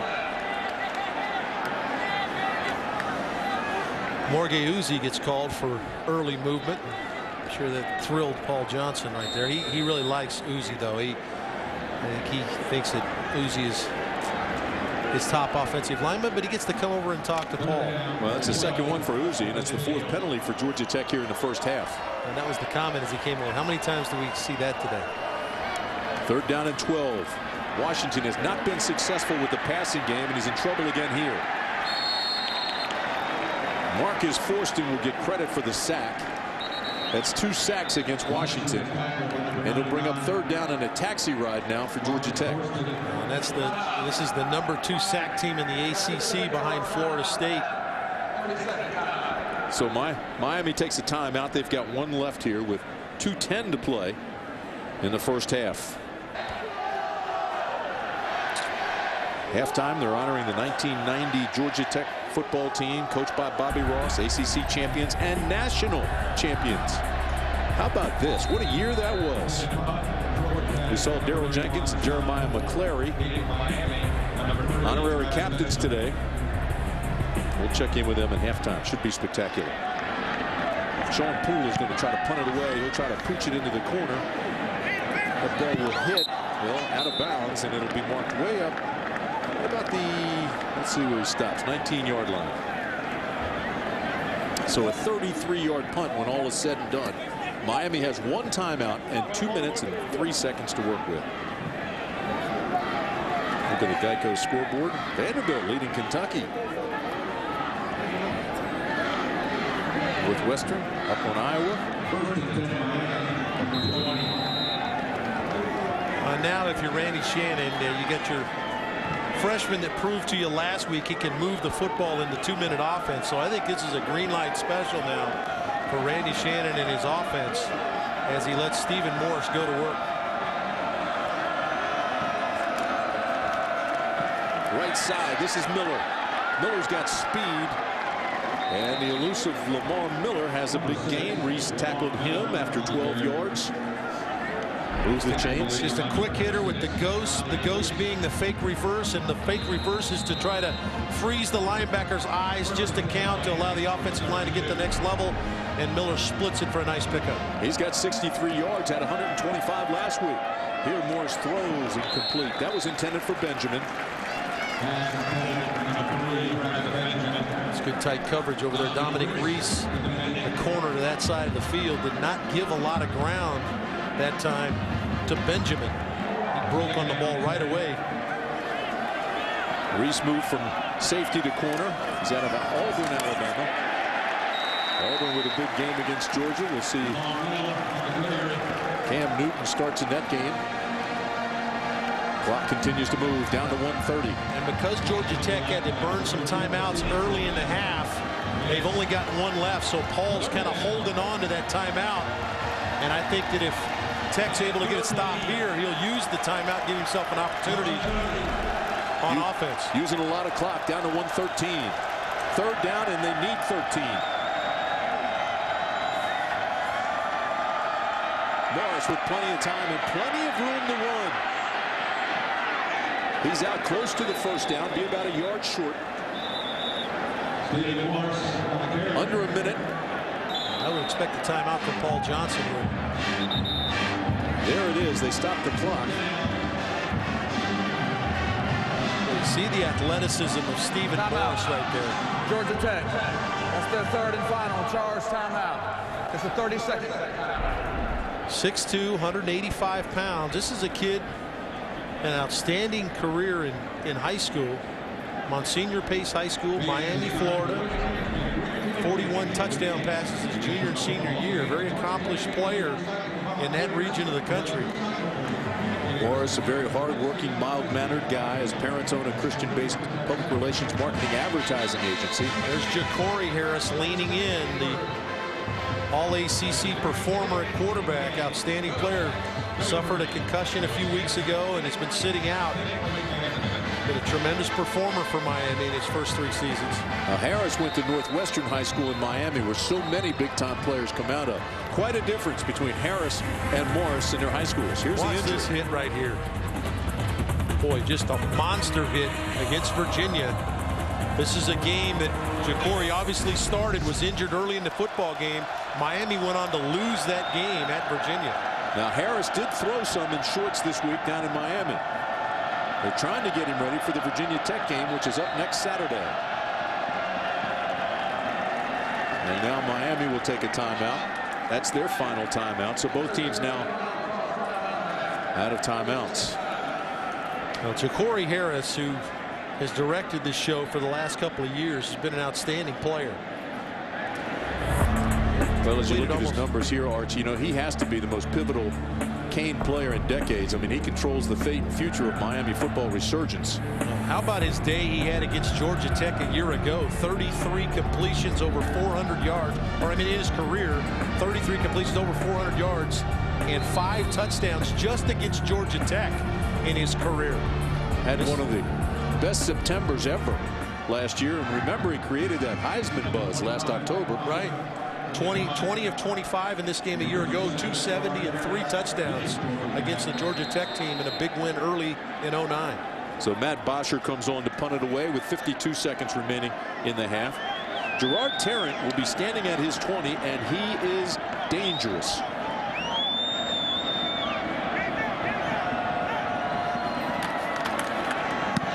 They come with pressure. This is a high tail wagger. Tarrant will go all the way back to the 14-yard line. And he'll fall down on about the 13. He was battling the sun all the way and just wanted to make sure he secured the football. He's still seeing spots. Well, now if you're Paul Johnson, because you're so deep in your own territory, this is where you got to be very careful with the redshirt sophomore quarterback. Obviously, the passing game is something they use to kind of keep defenses off them so they can run it. So I would think this would be very conservative here. 42 seconds left, no timeouts. I think you run the football, maybe get an explosion play. If you get one, then you rethink it. But right here, I think they'll be very conservative. Good call, Dave. He's only thrown 4 times. He's 1 for 4. And with 42 seconds left, you just want to hold and secure the football. They'll be going after it. They'll be trying to strip it down here. Neither team with any timeouts left. As we tick off the last 30 seconds of this first half in Atlanta. Well, Miami blew in here like a hurricane in the first quarter, Tim. It looked like they were going to blow Georgia Tech off the field. Credit Paul Johnson, Al Groh to steady the ship a little bit. Got a fortunate break because the fumble was not returned for a touchdown, and they've been able to anchor down a little bit. And now this is a football game going into the second half. Final seconds tick off here at legendary Bobby Dodd Stadium. Grant Field being cleared to celebrate the 1990 national championship team at Georgia Tech. So they strike up the band. The Ramblin' Wreck. Let's go downstairs to Mike Hogwood. Mike. Randy Shannon making his way over here. Coach, I'll tell you what, on their first drive, your offensive line really dominating there at the line of scrimmage. Well, you know, it came out and we know we had to establish a run game against Georgia Tech because they're a physical football team just by nature. And we got to ride those big guys up front to give us a chance today. Yeah. What about your defense? You have to be proud, at least for this first half. First half, very proud, but then, you know, they started making yards towards the end of the second quarter. So a couple of plays we have to go in the locker room and adjust to what they had presented to us. Okay, anything else you're going to tell the guys at halftime here? Well, we got another 30 minutes of football. It's 0-0 right now. We're tied up, so you can't look at the score, but now you got to keep playing hard. All right, Randy Shannon headed to the locker room with his Miami Hurricanes on top here, 14-3. We're at halftime. 14-3 is our score as we start the second half. Miami on top. Let's go downstairs to Mike. Thanks very much, Tim. Paul, what did you tell your guys in the locker room? What do you need to do to get the offense going? Well, we just got to finish drives. We moved the ball some. They're pretty good on defense. We just got to finish when we get down on their end. All right. Good luck second half. It's Paul Johnson, Tim. Pretty good on defense is an understatement. You look at the quarterback comparison, 5 of 12 from Morris. Tevin Washington just 1 for 4 passing. Matt Bosher getting ready to kick off to Bostic and Peoples. They'll be standing on their own 5. All set to go in the third quarter here at Bobby Dodd Stadium. Spectacular afternoon. And Miami started averaging 10 yards a carry on that first drive, but now they've been slowed down, and Georgia Tech gets it first here in the second half. This is B.J. Bostic. And Bostic out to the 23-yard line. That's where they'll start.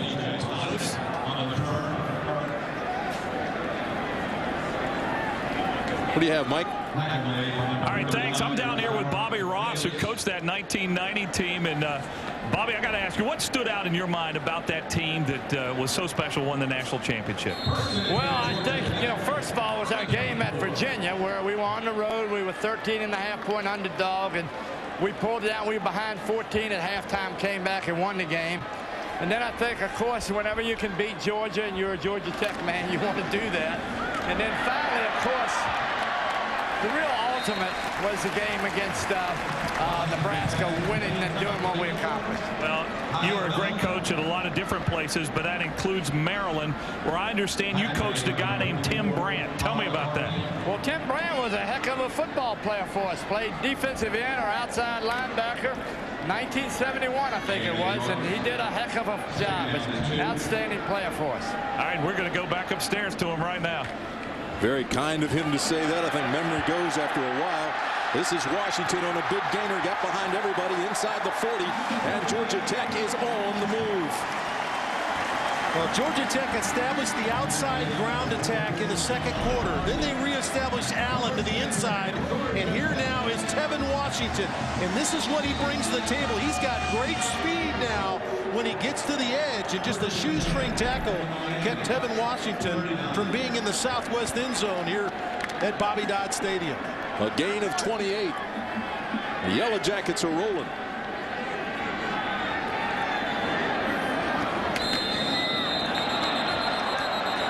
And timeout, Georgia Tech. The snap. Georgia Tech called timeout. Their first charge timeout. I'm not sure that's a timeout they want, but we'll be back. 13:51 to play here in the third period in Atlanta. Miami 14, Georgia Tech 3. David, that's not a timeout that they wanted. No, Paul Johnson burned a timeout. I don't think he had Roddy Jones lined up where he wanted him. Lamar Owens, who coaches that position, went out and talked to Roddy right on the play. Here's the quick flanker screen. Melton had a blocker in front of him, gets the first down, almost breaks it to the 25. They'll mark it at the 26-yard line. Oh, what a good job. Now, this is just a screen to the outside. You have to get blocks out on the edge. Block there from Stephen Hill. Excellent job of making a defender miss. And now Georgia Tech threatening. Pick up of 14 yards. First down and 10 at the 26.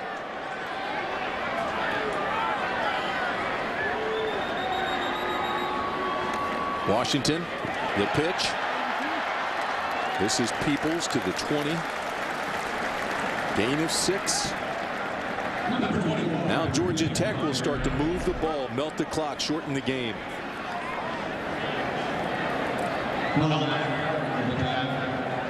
It's a good job of knifing through the 2 defenders. Good block there by Orrin Smith. Orrin Smith did a good job of getting a block out of the edge. That's going to be something we'll talk about throughout the rest of the broadcast. Can they block on the edge against this great Miami defense? Oh, what a great job defensively. Well, Sean Spence with a tackle. He's talked about getting blocks out on the edge, the fake to the back, dish it to Orrin Smith, and an outstanding play by Spence. Boy, Spence has showed up in a big way today. He knew he would. This is a linebacker core that knew that they'd have to play at a high level against this multifaceted attack that Georgia Tech brings at you. They had to play downhill and play fast. And the linebackers have answered the call. That's why Spence is the leading tackler. 3rd down and 6. Washington wide open. Cone. Touchdown Georgia Tech. Kevin Cone. 22-yard strike. Tim, you see run after run after run come at you, and Miami actually messes the coverage up here. You see they drop Cone in the flat, nobody there, nobody home from Miami. They try to rally back to make the play, and a good job by Tevin Washington to continue outside, extend the play, allow Cone to free up, and then get him the football. Scott Blair on for the extra point, and it's good. So Tevin Washington is just 4 for 7, 76 yards, but Cone was wide open. He found him, and we've got a ball game.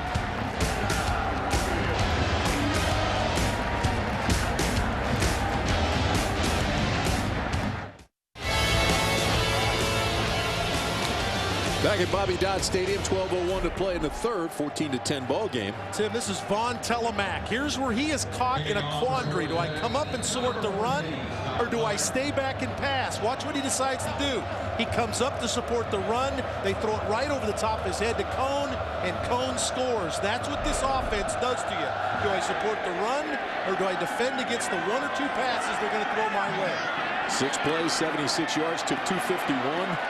Here's the return by Craig Cooper, and it's covered well. So with 11:53 to play in the 3rd, Georgia Tech now changing the momentum of this ball game, and within 4. There's the drive we just told you about, the 22-yard touchdown catch by Cone. Tim, I think if you're Miami now and you're Randy Shannon, what you're going to do is you're going to get back to what you did in the 1st quarter. You're going to get back to trying to pound the run game with these 2 outstanding backs.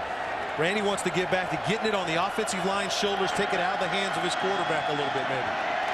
He's going to throw on this one, does to Hankerson. Hankerson has a first down. He's got plenty of room in front of him. Hankerson is on the move. Can they catch him? Inside the 10. Touchdown, Miami.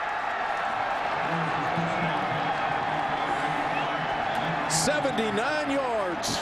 Or you can throw it to your All-American wide receiver and let him run 80 yards for a touchdown.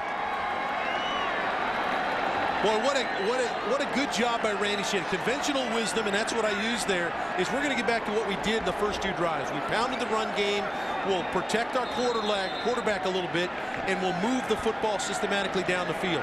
He knew that that's what the opposition was thinking, too. They came out play action, and he makes a good throw to Hankerson. Hankerson's his best player out on the edge, and he pays out in big dividends. And he's a lone strider. Bosher adds the extra point, and just like that, Miami strikes and makes it 21-10. Well, let's watch the linebackers step up. Linebackers are completely inside the line of scrimmage to take away the run, which provides a nice throwing lane to Hankerson. Hankerson just simply runs down the field, runs a curl route, and Morris puts the ball on him.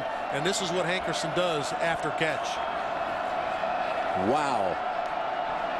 Well, Morris should like that when Leonard Hankerson came clear.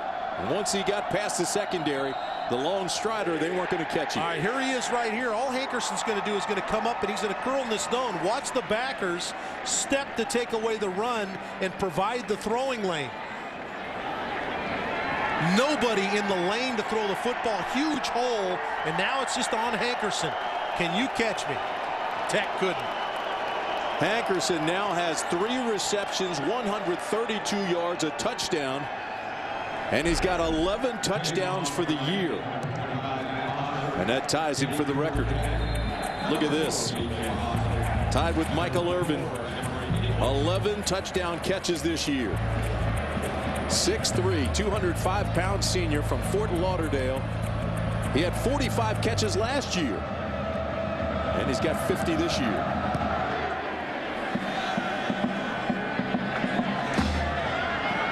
B.J. Bostic looks for a little hole, couldn't find a crease.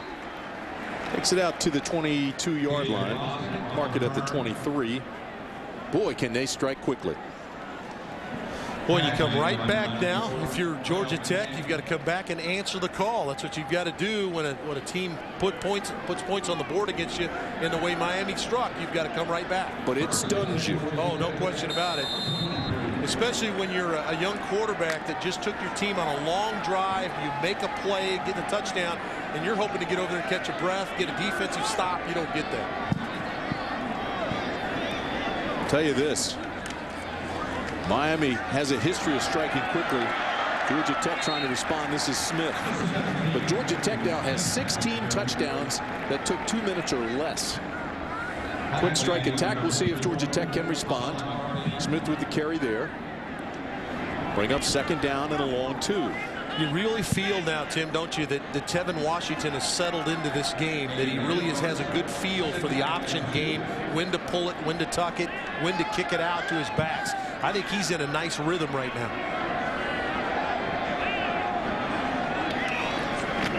He keeps it.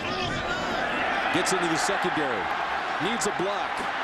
And he's across midfield into Miami territory. Washington with a big keeper.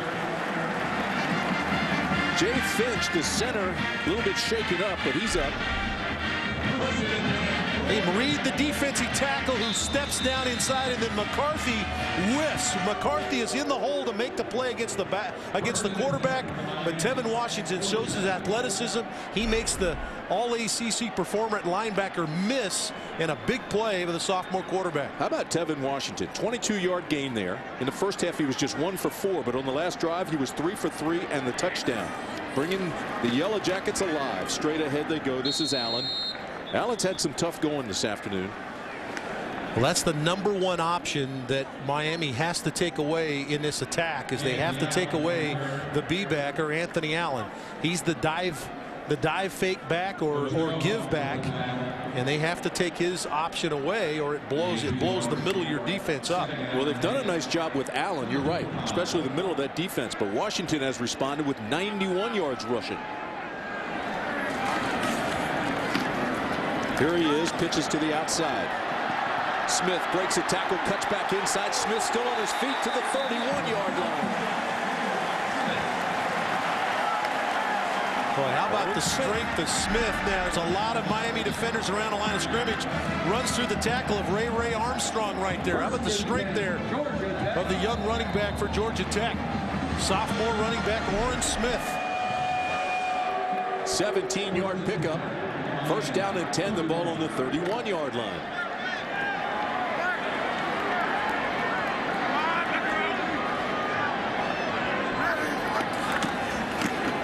Straight ahead goes Allen. He's a banger. He gets the tough yards. Second in the ACC in rushing yards, 91 yards a game. Sean Leavitt, the defensive coordinator for Miami. What a headache now as you prepare, Tim. Think about this. You played defense at Maryland and were a solid player.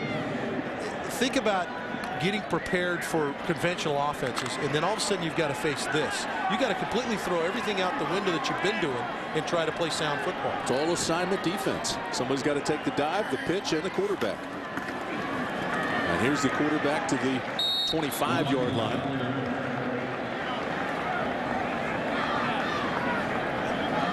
Anthony Allen just grinds his yards out. The other guys have space. And when you look at Anthony's numbers, and that time Tevin carried the football, Tevin Washington for a couple of yards, so you're at 3rd and 5 in a manageable situation, and probably one that they're very comfortable with. But Allen is a guy you give him the football, the next thing you look up and he's got 4 yards, and they just keep pounding you with that like a sledgehammer. So far he's got 11 carries, 57 yards. Here's the pitch outside. This is Smith again into the secondary and down inside the 20. They'll move the chains again. So Georgia Tech starting to wear them down a little bit. Tackle made by Ray Armstrong after a gain of 9. Now we talk about the edge blocking now. Look at Roddy Jones, number 20. Gets the block against Spence now. That's against the linebacker. There's number 20, Roddy Jones. Key block right there against Spence. Kicks him out. You see Orrin Smith, 17, step right in behind that block. And that's the engine that makes this team work. Now, if you can block out on the edge, you're going to have a tough time defending Georgia Tech. First down. Straight ahead again goes Allen. Gets the tough yards. You're right, though. He gets them 4 and 5 at a time. 7:30 to play in the 3rd period. I was down in this area where Miami began to crowd the line of scrimmage. Of course, Cone catches the pass in the flat as Telemac commits to come up against the run. So that's another issue that this Miami defense has to deal with now as Tech closes in. Across that front, Bailey, Regis, Forstenen, Ajomo. Linebackers Buchanan, McCarthy, and Spence. Washington on the keeper inside the 10, down to the 6. Tevin Washington now really starting to apply some magic and attacking his defense. Well, and you begin to see some of the things that he's watched Joshua Nesbitt give this team, and it's his patience when he decides to turn it up. You don't see him just gas it straight ahead unless he's got some room. He's watched that guy right there run to perfection. Now over 100 yards, 103 yards for Tevin Washington. But watching Joshua Nesbitt and his patience running this offense. First and goal from the 6-yard line. Here's the quick pitch. It's on the ground. Better get on it. And Miami comes up with it. Recovered by Ray Armstrong. And you have to wonder what Smith was doing, trying to pick it up and score rather than just get on the football. And the coaches will tell him that right away. Boy, that's a horrible decision by Orrin Smith, who's played outstanding today, but just a lackadaisical effort to dive on the football right there instead of trying to pick it up. Not sure what he was thinking there, but he got an earful from Paul Johnson when he came off the sideline. He can't believe it. You're right, partner. Paul Johnson was the first guy to greet him when he came off. Ray Armstrong, number 26 there, has a sore knee, had an MRI, can't find anything in it. He's playing anyway with a sore knee and comes up with a big play there.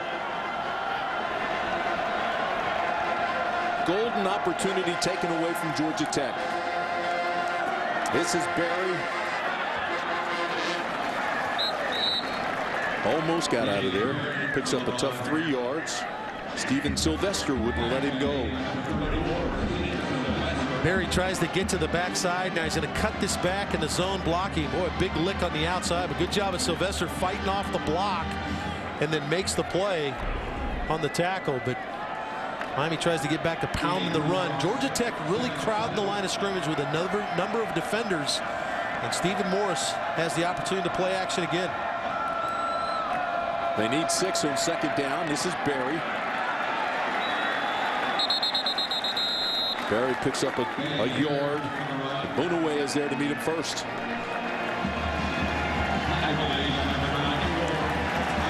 Well, another one of these 3rd down situations that Miami struggled with in the first half, especially in that 2nd quarter. Miami has yet to convert a 3rd down. and yet they lead by 11. They're 0-4. It's 3rd down and 5. Morris with time underneath. Oh, he's going to get a good mark. He's right by the chains. Mike James made the catch. This all depends on the mark.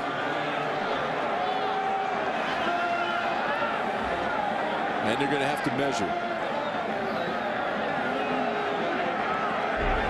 It's just a check down. Just James leaking out of the backfield. Good job of Morris getting the ball on him right away. Didn't wait.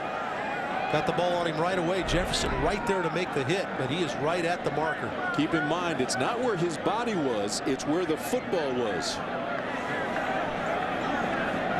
It's the forward progress of the football, and that's enough for the first down. ACC football is being brought to you in part by GMC. It's GMC Truck Month.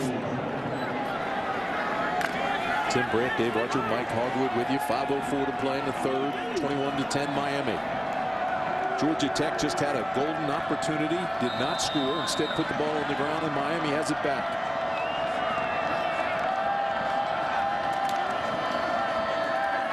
This is Barry. Barry's first down run, picks up a couple.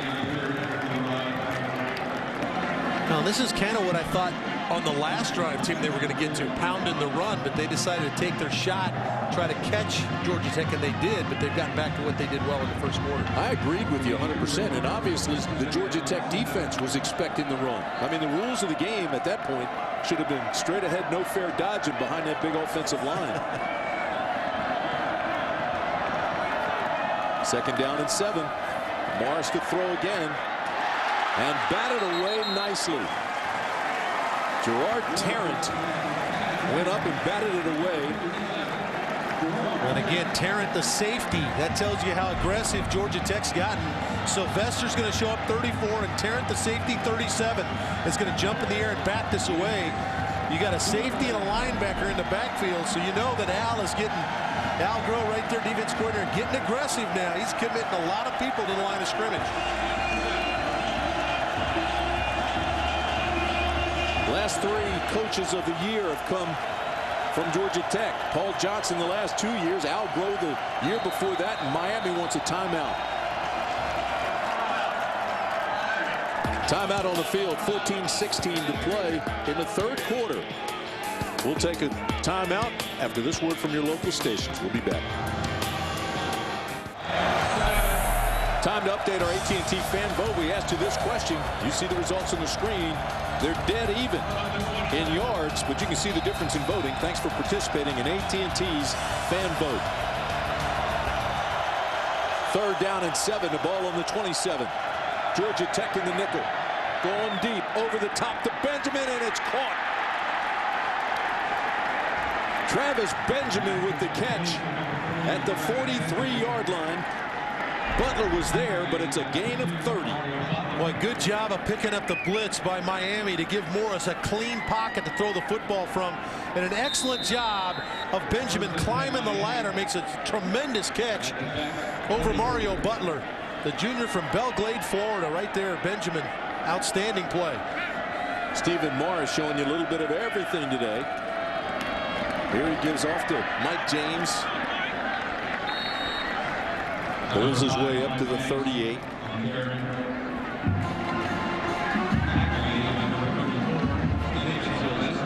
You're watching the ACC Network, an exclusive presentation of Raycom Sports. Mike James, another kid that stepped up for him, a sophomore, just a sophomore out of Haines City, Florida. Stepped up last week against Maryland, had 51 yards on the ground. So, boy, Miami loaded at the tailback spot. Orlando Franklin goes to the right of that offensive line. James goes to the left. So they overloaded strong right, came back short side. James picks up 2 yards, and it'll bring up 3rd down and 3.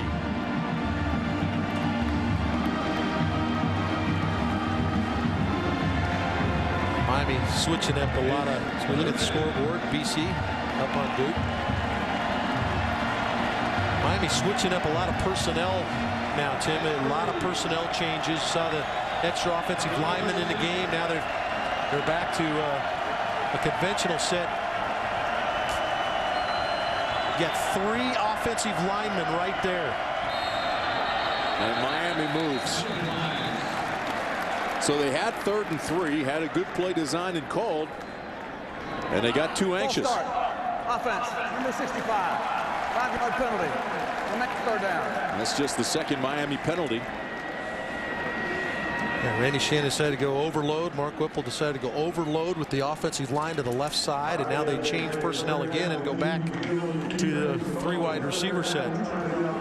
So trying to create, Randy Shannon and his offense trying to create some confusion out of a defense, and Al Grove's defense, who's done a pretty good job of slowing them down. Crowd comes to its feet on 3rd down and 8.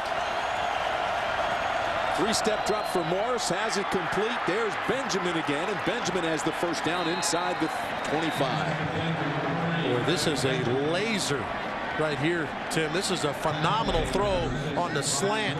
He shoots this right over the top of 2 defenders. Benjamin does a great job of squeezing it on his back hip.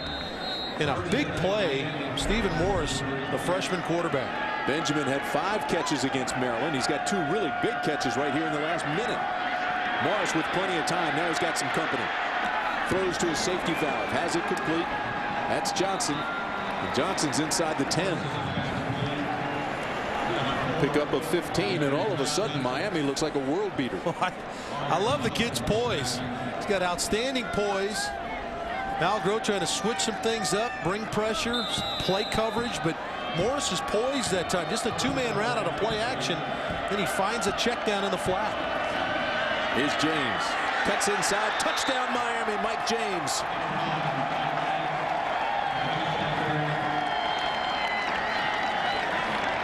How big is that fumble now by Georgia Tech? Huge fumble, and then Mark Whipple's trust in his freshman quarterback to allow him to make some plays. Another back steps in the hole for the U and puts it in the end zone. They have just reloaded it at the tailback spot, but really impressed with Stephen Morris's poise. Matt Bosher comes on to attempt the extra point. Good snap, good hold, and the extra point is good. And just like that, instead of being 21-17, it's 28-10 Miami. Well, you get that the passing game cranked up a little bit, the play action game cranked up a little bit, and what happens at a linebacker spot, and Tim, you can attest to this, all of a sudden you're not sure whether to fill or step back and get involved in the pass game, and that time played a little bit soft. And Ja'Cory Harris loves the play of his understudy, Stephen Morris. All of a sudden Miami's running downhill. 11 plays, 86 yards, 4 minutes and 53 seconds, ate a lot of the clock. 7-yard touchdown run by James makes it 28-10. Avalon with Deposit Shield giving you a chance to win a VIP trip to the Meineke Car Care Bowl. Gas for a year and other great prizes. Text MCCB1 to 64718 or visit Haviland.com. And that looks like the easier way to get there.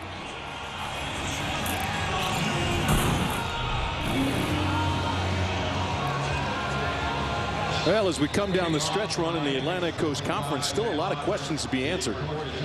But we're nearing the end of the race. Of course, you saw on the screen there, next week we'll be down in Chapel Hill for the NC State North Carolina game, which is always at Donnybrook, and North Carolina State still very much in the hunt.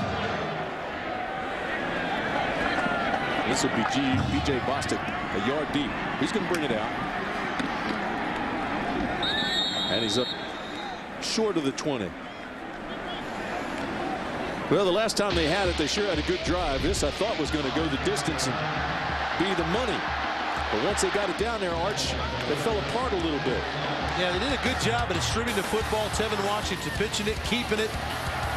Orange Smith, major part. But here, just the lackadaisical effort to get on the football, trying to pick it up and make something happen that wasn't there. And Ball Johnson, that destroyed him right there as far as the effort to get on the football and preserve that drive, and Miami in turn takes it and goes back the distance for a touchdown.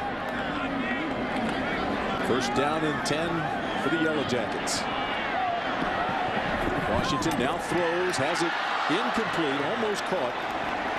Hill had it in his hands and looked like he was going to hold on, and Hill is shaken up. Well, he wanted to drop and throw it initially, and then Tevin Washington's going to scramble a bit. Stephen Hill's going to try to mirror his quarterback and run across the field. Timeout for an injured player. As he lets it go, Stephen Hill's going to take a big shot from Harris right there. Brandon Harris with a big lick on Stephen Hill, and Stephen's still down. Yeah, Van Dyke hit him, and Hill's still down. Not on the field of play, but just off on his sideline. And so they'll stop play with 1:25 to go in the third. He kind of gets sandwiched here. Van Dyke is trailing, and it's the hit from Harris, number 1. The corner comes in underneath and puts the shot right in the solar plexus, right there. Ooh. Now, once they find out that he's okay, we all sure hope he is. Had the wind knocked out of him, but they're going to say he should have made that catch. No question about it. And there's the universal get the wind back move right there. I didn't know there was a universal, but that certainly is what they do all the time. Well, I just remember watching back when you played. That's what they used to do to you. Yeah, absolutely. They want to make sure everything's in the right place. That may be more so than the wind, I think. Yeah.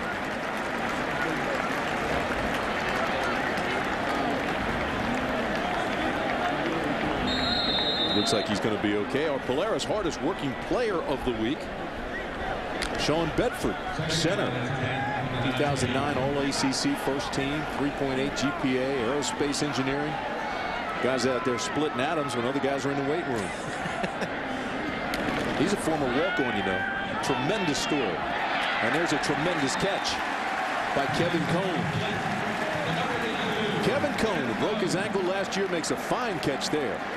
And remember, Kevin Cone is the guy that made the big catch for him last week against Virginia Tech. Goes up the ladder and makes the grab. Does the same thing here. Outstanding coverage. Van Dyke is right there, but Cone's able to squeeze it and extend the drive. Cone had that 22-yard touchdown catch earlier in this game. 62 seconds left in this quarter. First down and 10. The pitch, the keep. There is Smith. Not much there. And McCarthy makes the touchdown. I guess if you're playing defense, you want to hear that there's the pitch, there's the keep. Confusing. Well, here's the lane. You'd like to see him hit it here. Instead, Oren Smith cuts it back to the inside. That's where all the traffic is. McCarthy does a good job of getting him on the ground. This offense has plenty of options with a lot of wrinkles. Second down and 8. The ball on the 32. And Washington is hit immediately by Colin McCarthy, who is playing a tremendous game. Well, Tim, at the halftime break, there's a number of NFL scouts that are here and looking at these players, and McCarthy's name is on the lips of a number of them, and we see why. He's made a number of plays today. McCarthy had that touchdown called back, but he continues to be involved in so many of the plays. We're ready to go to the final 15. Miami 28, Georgia Tech 10 in Atlanta.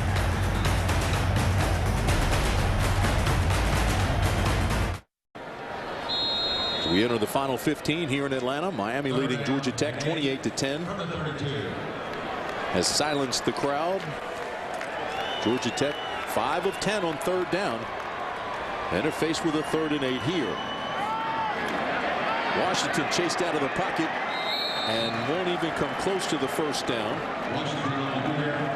Tackle made by Marcus Robinson. Our stats through 3 quarters presented by Pep Boys. And Miami's starting to take a stranglehold on this game right here. Well, this is a situation now where Paul's got it's a tough decision for him. I think it's too deep in his own territory to go. He thought about going for it, but I think he needs to punt this football and let his defense come out and try to get a stop. He thought long and hard about it, Tim. He had Roddy Jones by the shoulder pads, and he thought about going for it, but he realized a little too deep in his own territory. Sean Poole comes on to punt it away. He's not had a big day, and this is off the side of his foot. And that might have been the reason why he thought about going for it right there. That is a short punt, and Miami now will be up near midfield, and again they'll be running downhill. Let's look at Stephen Morris today. I've been so impressed with his poise. He's got a big-time arm. He can make all the throws. Quick, ball comes out of his hands. He does an outstanding job. He's got a great accuracy with the football. Remember now, folks, this is a true freshman. He enrolled in January at Miami. But he's done a tremendous job at getting his playmakers the football. And Corey Harris is his leader on the sideline. He's done a good job of mentoring. Pretty strong numbers right there, partner. Yeah, and remember, last week, another big day. He had 18 completions for 286 yards last week in a big win over Maryland. Sean Poole's 20-yard punt gives Miami great field position. And look out, Miller's got speed. He's a track guy. And if they had to grab his jersey, he was gone. A 26-yard run. And they'll take it all the way down to the 37-yard line. Lamar Miller, redshirt freshman, Killian High School in Miami. Boy, he's got great speed, and Mario Butler holding on for dear life, trying to get Miller on the ground. 1,700 yards his senior year at Killian High School. He's a parade All-American. You're talking about a 60-meter guy right there. He's got 87 yards today. Look out, this is James. James is free. He's inside the 10. Mike James with a big run. Finally stopped by Butler, but James, who was moved from fullback to tailback, started 6 games last year. Big gainer here for 29. Well, a nice wrinkle to slide him back to the fullback spot. We've already seen him run from the I-back spot, and now he gets that quick hitter, and it's just run to daylight. And James almost put it in the end zone. And now Georgia Tech reeling against the Miami offense that's got its stride going again. Miami going for the knockout punch. Straight ahead goes James to the 7. Bring up second down and goal. Hey, Tim, you look at the numbers of this Miami team. Number 3 in the ACC in offense. Great balance. They're 3rd in rushing, 3rd in passing. They're number 1 in the ACC in defense. You kind of start scratching your head and say, how are they even in any kind of doubt of winning their side of the ACC? It really is amazing. Miller almost has it. Stumbles down to the 2-yard line. Going for the knockout punch. Well, they look really impressive. The offensive line has been a strength today. You talked about how it's been a tough time to get some consistency on that front wall. They've got some young kids playing at right side. Brandon Washington, a sophomore, and Chantel Henderson, a true freshman, playing on that right side. But they've answered the bell today. Yeah, this is a young ball club, really talented. It continues to improve. I'd like to see him play Ohio State now. That was a loss they took early. Barry down near the goal line. He'll be short. Good job by Steven Sylvester, number 34. Outside linebacker. Shoots through the middle on a little stunt and is able to get Barry on the ground. So you're forced now with an opportunity for Georgia Tech to get a stop.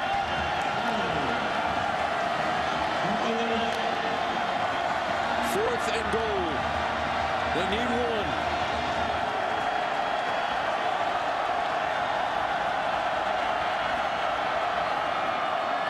Barry. He's not going to get there, I don't think. Georgia Tech made the stop. Sylvester came in and punched him early, and he got a lot of support. And it looked like that Julian Burnett came up with the football. There was a big hit at the apex. And Julian Burnett came out of the pile with the football at the 1-yard line. Let's see if this ball comes loose. Tarrant, the safety, going to meet him in the hole, and there's the ball popping out. Definitely out. Big hit. Sylvester and Tarrant provide the hit. Boy, what a good job of taking on the lead block by Sylvester. Tarrant comes in for the safety spot with a big hit. And Julian Burnett, number 40, going to come out of the pile with the football on a huge stop for Georgia Tech when they needed it most. He reached the ball out when he went up and over. He was going to try to reach it across. Wasn't going to make it anyway.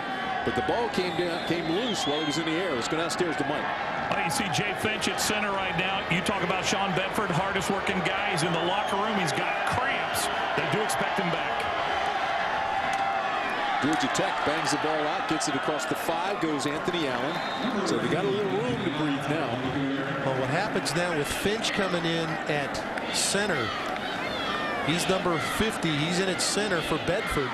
That means Will Jackson has to come in at the left guard position. So redshirt freshman Finch, redshirt freshman and Will Jackson, 52. Those two gentlemen right there, two young kids. And Will Jackson could not finish the Virginia Tech game 10 days ago on a Thursday night. So he is in there playing wounded. Second down and 4. Allen again.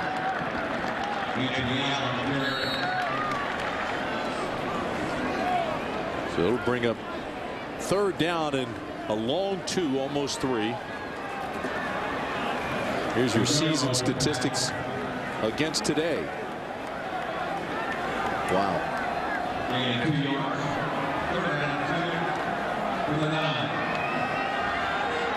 Ball still on the 9. Third down and 2. Georgia Tech.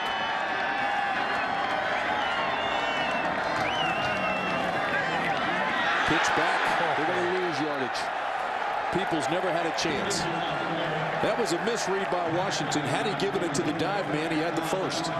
Well, this is one where he thought he had space to the outside, and here is why people are licking their chops about, if you're an NFL scout, about Colin McCarthy.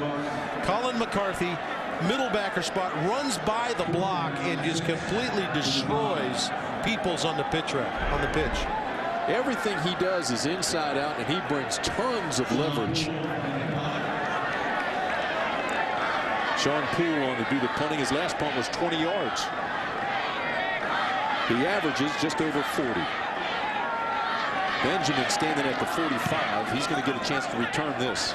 Now he's going to fair catch it.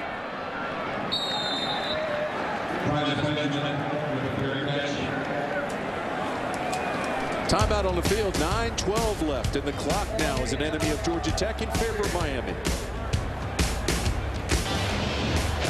Now there's the championship trophy that was won by Georgia Tech last year. They were pretty much taken out of the hunt when they lost to Virginia Tech in Miami, trying to stay very much in the picture. They take on Virginia Tech next Saturday, and they are still alive. And how about that ACC championship game a year ago, Georgia Tech and Clemson? I don't think you could have asked for a better football game throughout the season than that football game was. No hurry here for Miami. Now they just want to milk the clock and shorten the game. Miller goes straight ahead. Miami with 451 total yards today, averaging almost 9 yards a play. No whistle, Tim. They say that the ball was loose, and Georgia Tech says they've got it. Never heard a whistle from the officials. Well, they're going to confer. That was weird. Yeah, Georgia Tech's got it. Miami coaches aren't happy about it, but it's a turnover, and Georgia Tech is still alive with 9:01 to play. Back-to-back plays to the inside in the ground game, and fumbles. Back-to-back fumbles. This time Miller going to carry it, and he kind of gets caught up in the wash trying to get extra yardage, and there's the ball out. Ball comes out. Good job by Tarrant to come in from the safety spot, get it, and boy. Previous play is under further review. So they're going to look at this again. Gerard Tarrant with 3 interceptions, a touchdown, 2 fumble recoveries for this season. He has one there if it holds up. Well, Tim, if this stands now, if this is a fumble, how about the play by it? Looked like Tyler Horn, the center. He realizes that Tarrant's picked it up. If he doesn't make this tackle, Tarrant scores. Watch Horn 60. I think it's Horn 63 is going to realize. I believe that's who it is. Let's see. No, it's Harlan Gunn. It's Gunn. Watch Gunn now. He sees him. Now, if Gunn doesn't make that tackle, Tarrant's going to score. Now, the ball is certainly out. I mean, from that angle, I don't think you could see anything there. Here's the call. After further review, the ruling on the field stands. First down. You're right. Gunn saved the touchdown, and Tarrant has scored 5 9-offensive touchdowns over the last 2 years. He would have had 6. Yeah, he was gone, and it just so happened that Gunn happened to be standing up there and was able to wrap him up. But Georgia Tech's defense has come up big here the last 2 snaps. Still plenty of time with 9:01 to play. First down for Washington. He's going to throw. He's got company and just throws this ball away. What a job today by Colin McCarthy, David. Tim, it's been a joy to watch, really. If you like defensive play and you linebacker play in particular, he's done it in a lot of ways. Tackling the quarterback, blitzing the quarterback, playing down the line of scrimmage and putting the quarterback on the ground. But he has brought bad intentions every time he's arrived. And let's not forget the play that gets called back, the fumble return for a touchdown when he scooped and ran. Talk about a big day for Colin McCarthy. I think had that touchdown counted, he would have been the National Player of the Week. Averages 8 tackles a game. He has 15 here today and has just been blowing up plays. He just made another play right there that won't go in the box score. It won't show up on the stat sheet. He redirects Orrin Smith on this route, and it makes Tevin Washington hold the football to the point where he had to throw it away. But it was just a simple play of redirecting the receiver as he crossed the middle of the field by Colin McCarthy. He's going to play on Sunday. 6'2", 240-pounder. One of the leading tacklers in the Atlantic Coast Conference. Had 6 tackles last Saturday against Maryland. Here's Allen with a big gainer out near the marker. Just short of the first, depending on the mark. Miami's done a great job of taking Anthony Allen away. Had to really be disciplined. Play selection right on the number. So they have played exactly as if you got the readout. If you're Miami's defense and you got a printout sheet of what they like to do, they stuck to it. I know Paul Johnson would probably disagree with me, but this offense is not one that will score quickly, consistently. And again, the loss. Jones had absolutely nowhere to go.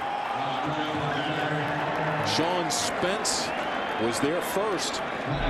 The Butkus semifinalist, Sean Spence, scraping across, and look who's right behind him. Number 44, Colin McCarthy. These two linebackers have really showed up in a big way today against this multifaceted offense for Paul Johnson. They can flat out run. This defense is really physical. Pursuit angles are great. They know how to get your attention, and when they get there, they just make you pay. Well, they're impressive. I don't know why both those guys aren't on the Butkus list. So Miami takes over at the 49-yard line in Georgia Tech territory with 8:03 to play. And the Canes didn't do a very good job the last possession to melt the clock at all. Instead turned it over quickly. Left side, big hole into the secondary. First down. Mike James right by the stakes. This will depend on the mark. Looked like he initially had enough. It'll be close. They say it'll be just short.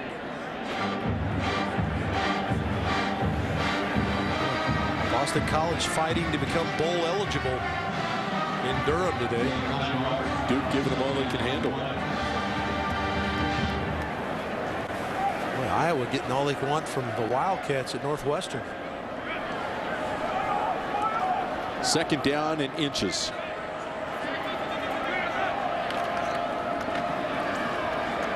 And they get the first down. Mike James, who's having a good afternoon, pushes it across. 7:13 to play. Mike Hogwood. 374 yards of total offense. Guys, this offensive line is absolutely huge. They've won the game at the line of scrimmage today. Randy Shannon says he wanted consistent play out of it. I think he's got it today. Tim, you saw him get off the bus yesterday. You said they were huge. Well, I've seen it in person down here. They are indeed really big. They certainly are. There's no question about it. You look at that offensive line, averages 320 pounds a man. Some think underachievers coming into this game. They haven't produced a 1,000-yard rusher since 2004, but they're really taking charge here now. Mike James again. Not much there. You know, when you think about it, Miami's offensive line really has struggled in mediocrity the last handful of years. But last year, the offensive line was improved, and it continues to get better and better. Certainly today, they look terrific. Well, what they've done now, Tim, you talk about how big they are.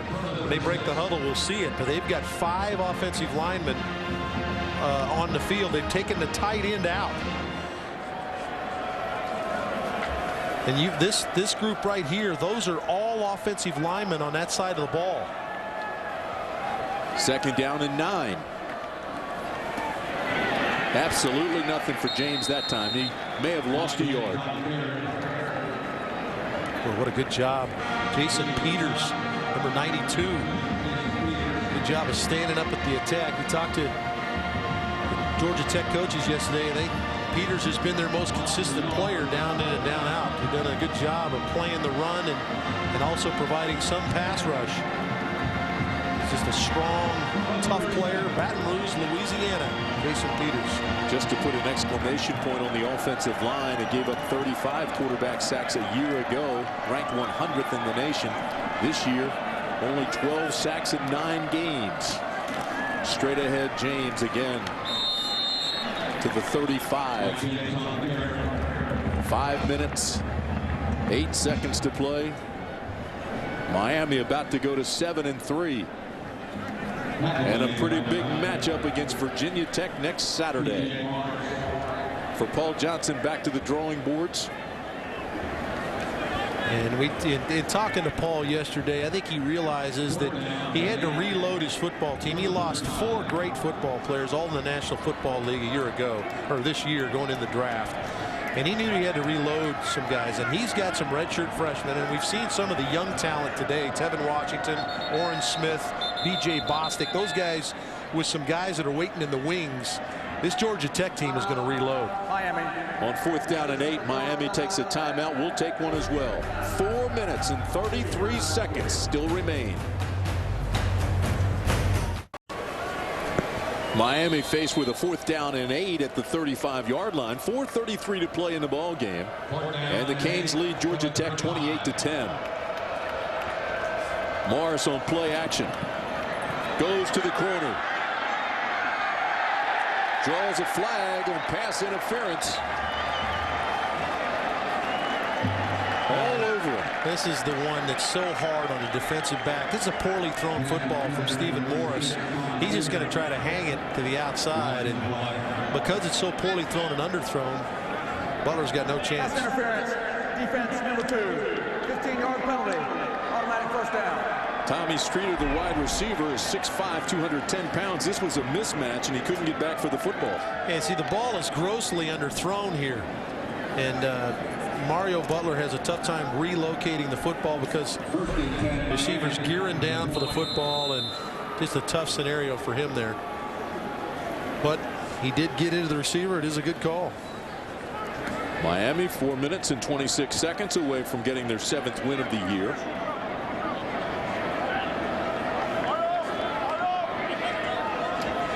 Wildcat formation. Now they're playing everybody. This is Cooper, and Cooper's down inside the 10 to the 6. Actually came up under center was Miller, or Whipple rather, and he gave it to Cooper. Yeah, Spencer Whipple in the game now, and here's Greg Cooper. 3rd in school history in all-purpose yards is Greg Cooper. Boy, you take out those other 3 guys, and here they flush this guy in. Well, you got to be on the swivel now to play this team at the tailback spot. Spencer Whipple, the new quarterback, is 6'2", 210 pounds. He's a junior.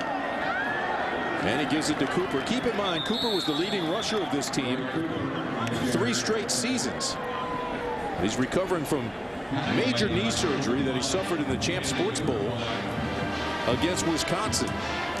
How about the 2 guys he trails on the all-purpose yards list, Tim? 3rd in school history. He trails Otis Anderson and Santana Moss. That's pretty good company right there, partner. Sure is. 2nd down, 6, ball on the 6. They can still get a first down by the goal line.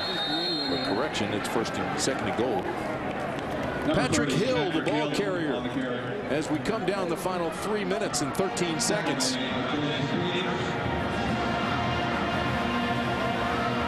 Put the ball down on the 1. Dominating performance by the offensive line of Miami. Hankerson was strong today. Terrific job by Morris. Damian Berry banged out the tough yards. Trying to push it in here. I think the ball's out loose again. Got a new quarterback, so they had a transition problem there on the snap. As Randy Shannon gets everybody into the ball game on a gorgeous afternoon here in Atlanta. And just the ball came right up through the hand. This is a quarterback. You can't allow the heels of your hand to separate. And that's what happens if the ball squirts between. You've allowed your hands to come apart. And that one's on the quarterback. 4th down for Miami. This is Cooper, left side. Touchdown Canes, Craig Cooper. And his senior out of Memphis gets 6 more. Boy, that looked like the Craig Cooper of old right there as he put that left foot in the ground and goes north and south. Just sweep left side, gets the good block on the edge, and when he decided to go north and south, he got there with some ferocity. Everybody happy for him. That's a pretty good comeback story. Didn't know what his future held after the Champs Sports Bowl when he did hurt that knee. Bosher on for the extra point. It's good.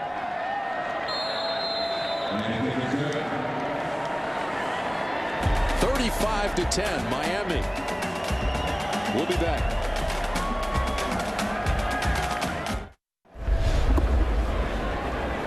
You're watching the ACC Network, an exclusive production of Raycom Sports. Here in Atlanta, 2:18 to play. Miami up big on Georgia Tech, 35-10. Boy, does this set up some kind of matchup next week. Miami and Virginia Tech. This broadcast is a copyright presentation of the Atlantic Coast Conference. Any use of this broadcast without the express permission of the Atlantic Coast Conference and Raycom Sports is prohibited.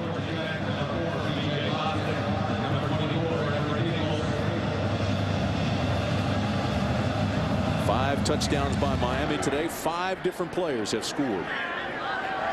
This is B.J. Bostic. He's got a crease. Well, Miami has stayed very much in the hunt. And David, as we look at the Coastal Division race, Virginia Tech certainly in the lead, 5-0. But here comes Miami. Now, Miami goes into Virginia Tech, can sure make this thing interesting. And a lot depends on Virginia Tech and what they do, obviously. Absolutely, and it's the big game with North Carolina later on today. North Carolina, Virginia Tech, how that plays out. But it certainly could get interesting should the Tar Heels rise up and give Virginia Tech a tough time. All of a sudden, North Carolina, Miami, Virginia Tech all of a sudden become right back in the picture to try to play in Charlotte. And North Carolina, Butch Davis has them playing extremely well after all the adversity that they've been through and the controversy, and all of a sudden Carolina's coming into its own. Yeah, how about the win last week against Florida State? So we see North Carolina next week. That'll be who we have with the North Carolina State. That's always a great game every year between those two teams, but a lot on the line for both teams as well. Just a backyard brawl. This pass to Hill, incomplete. How about North Carolina? When you start talking about T.J. Yates and what he put together against the Seminoles last week, over 400 yards passing. They win that game late. Florida State can't convert on the field goal. I give all those guys so much credit with everything that was surrounding them and whirling around them all season, trying to stay focused, get off to a slow start, stumble a little bit. They're coming on really strongly now. They really are. It's been an impressive effort by the guys that are on that team, the leadership, the senior leadership. This pass is complete out to the 21. Kevin Cone, who had a 22-yard touchdown today, takes it down to 61, or correction, 2:01 to play. Sprint out, took a big lick at the back end. Boy, Tevin's going to have to find a cold tub someplace to soak the body after this one. I think you're going to find a cold tub later. Clock moving again. Now they stop it.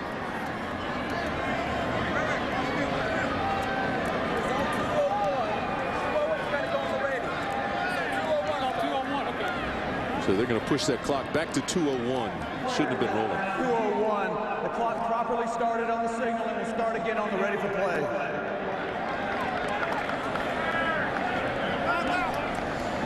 Boy, Stephen Morris, you got to be impressed with him. How about that? Look how young that kid looks. Like he's in 7th grade. Here's the flip outside to Smith. Flag is down on the play.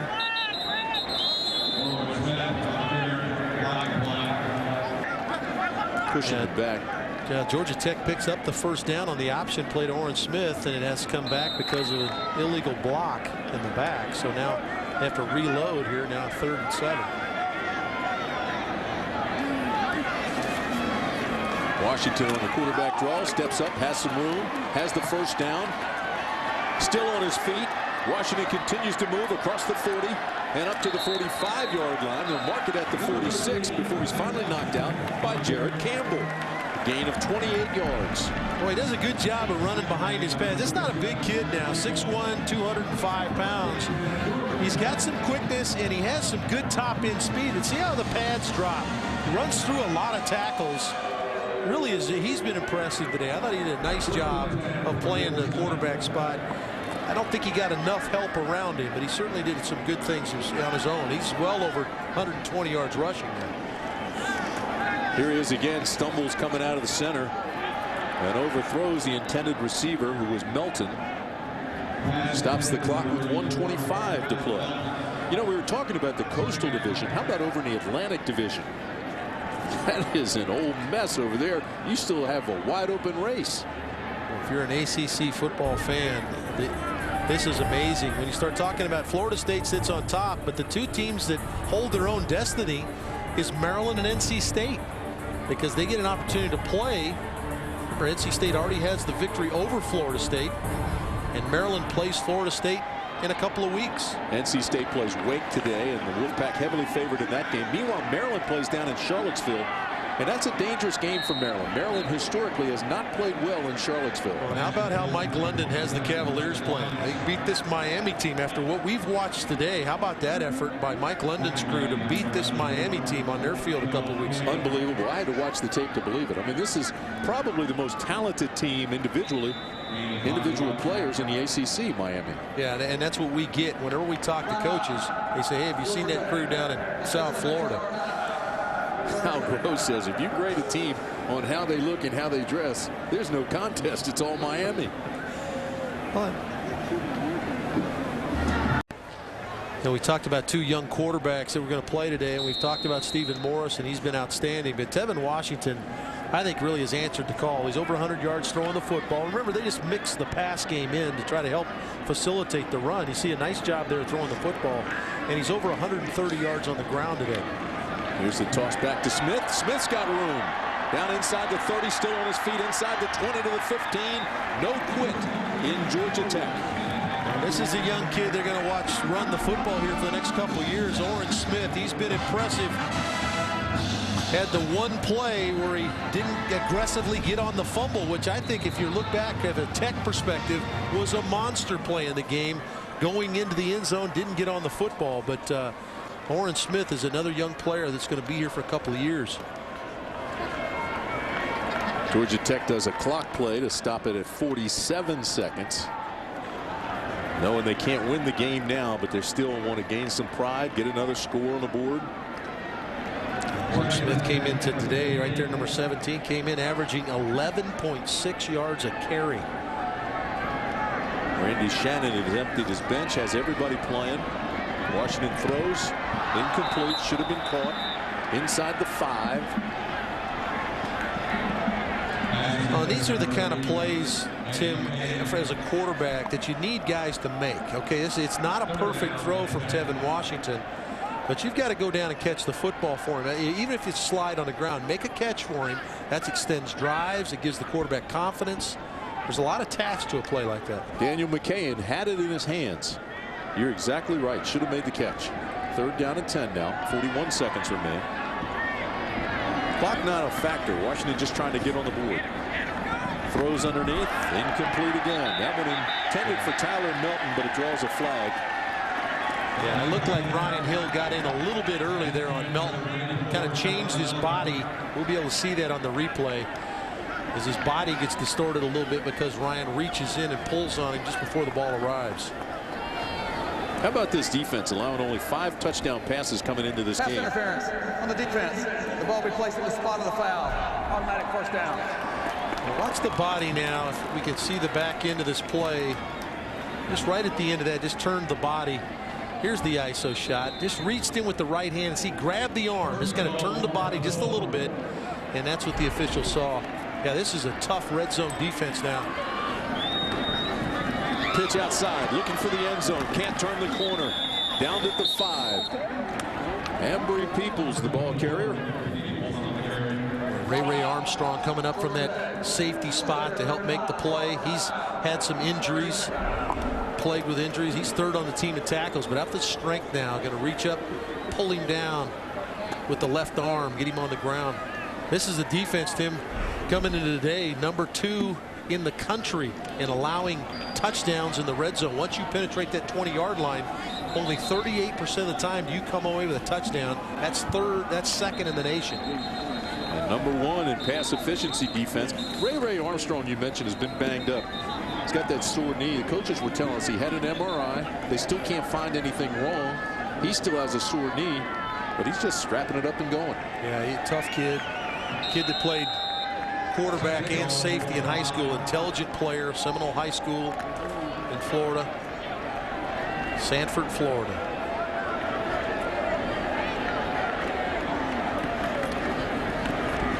Washington looking for himself. Can't get there.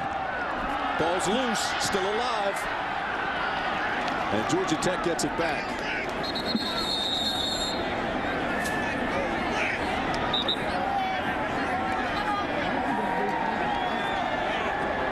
It looked like Miami came out of the bottle of football. Well, good scramble by Tevin Washington here, but at the back end, he doesn't take care of the football. And Miami, who's forever stripping, ripped it out of there. Looked like we'll see this again. It looked like Georgia Tech came up with it, and Miami came out of the pile with it. Yeah. And so Miami steals it away and has the turnover, and they take possession again with 15 seconds left. Here's Jared Campbell. Jared Campbell gets the strip. He's a senior. All the way from Aurora, Colorado to play for the U. Jared Campbell. This is Miami's final road game of the regular season. Miami beat Georgia Tech 33-17 in Miami last year. They come up here and they win for the first time since 2004 in this stadium, 35-10. Well, 2 impressive wins behind the freshman Stephen Morris. The big win last week on the late touchdown throw to Hankerson over Maryland, and then to come on the road and beat Georgia Tech. Look soundly. out. And that'll stop the clock with 7 seconds left. Storm Johnson, the ball carrier. Well, Randy Shannon was looking for some consistency out of his football team. And short of a couple fumbles here and there, and I think he got a nice consistent performance out of his football team. They started fast. They got 2 quick scores, put Georgia Tech behind the 8 ball right off the start. Tech tried to level the playing field with pretty good defensive effort in the second quarter, but it was just too much Miami's offensive line and too much of good solid play for the quarterback Stephen Morris. Formation more than 3 seconds. 5-yard penalty. First down. So that's a moot point right now as Coach Johnson looks in. You see the disappointment, the frustration. Miami with 5 different players scoring touchdowns today, and there was touchdowns of 88, 88, 79, and 86 yards, and finally we got the three-yard score by Cooper late. Long touchdown runs. So that's the ball game here at Bobby Dodd Stadium in Atlanta. Miami gets its 7th win of the year. They go to 7-3, 5-2 in the conference. 35-10 is the final. Let's go downstairs to Mike. Randy, I know you're obviously proud of this team. Offensive and defense really came to play today. We really did. I think it shows you a little bit about this character of this football team and guys trying to find their identity as a group, and they came out and played well. Really enthused about the way the running game performed today, the way the defense really performed and stuck with the scheme what we're trying to get done. And that's a total team effort today. Especially your offensive line. Looked like they really controlled the line of scrimmage. Those big guys were focused. They did. I mean, that's the one thing that we did. We've been challenging them the last 2 weeks of staying focused, and we had to depend on those guys. And those guys really came out, played well. The run game kept going. Got some positive yards on 1st down and 10, which I thought was key to this game, is us getting positive on 1st and 10. Well, you need a little help, but you're still in the race to get to that championship game. Well, you know what I always say, you got to take care of your business and everything will work itself out. So we did what we had to do today. Now we just got to, get back to Miami and then get ready for next week's opponent. And that's a huge, huge game next week. Big game for us and big game for the conference also. Virginia Tech, and any thoughts about that game? No, not really. Just got to enjoy this victory today, enjoy time being here today, and we'll get back to Miami and see what we need to do. All right, Randy. Good job today. Thank you. All right, Tim, back up to you. Good job by Randy Shannon. Terrific job by the quarterback, Stephen Morris. Morris, 10 of 18, 230 yards, 1 touchdown, 2 rushing, 16 yards. Spectacular day by Stephen Morris. More after this.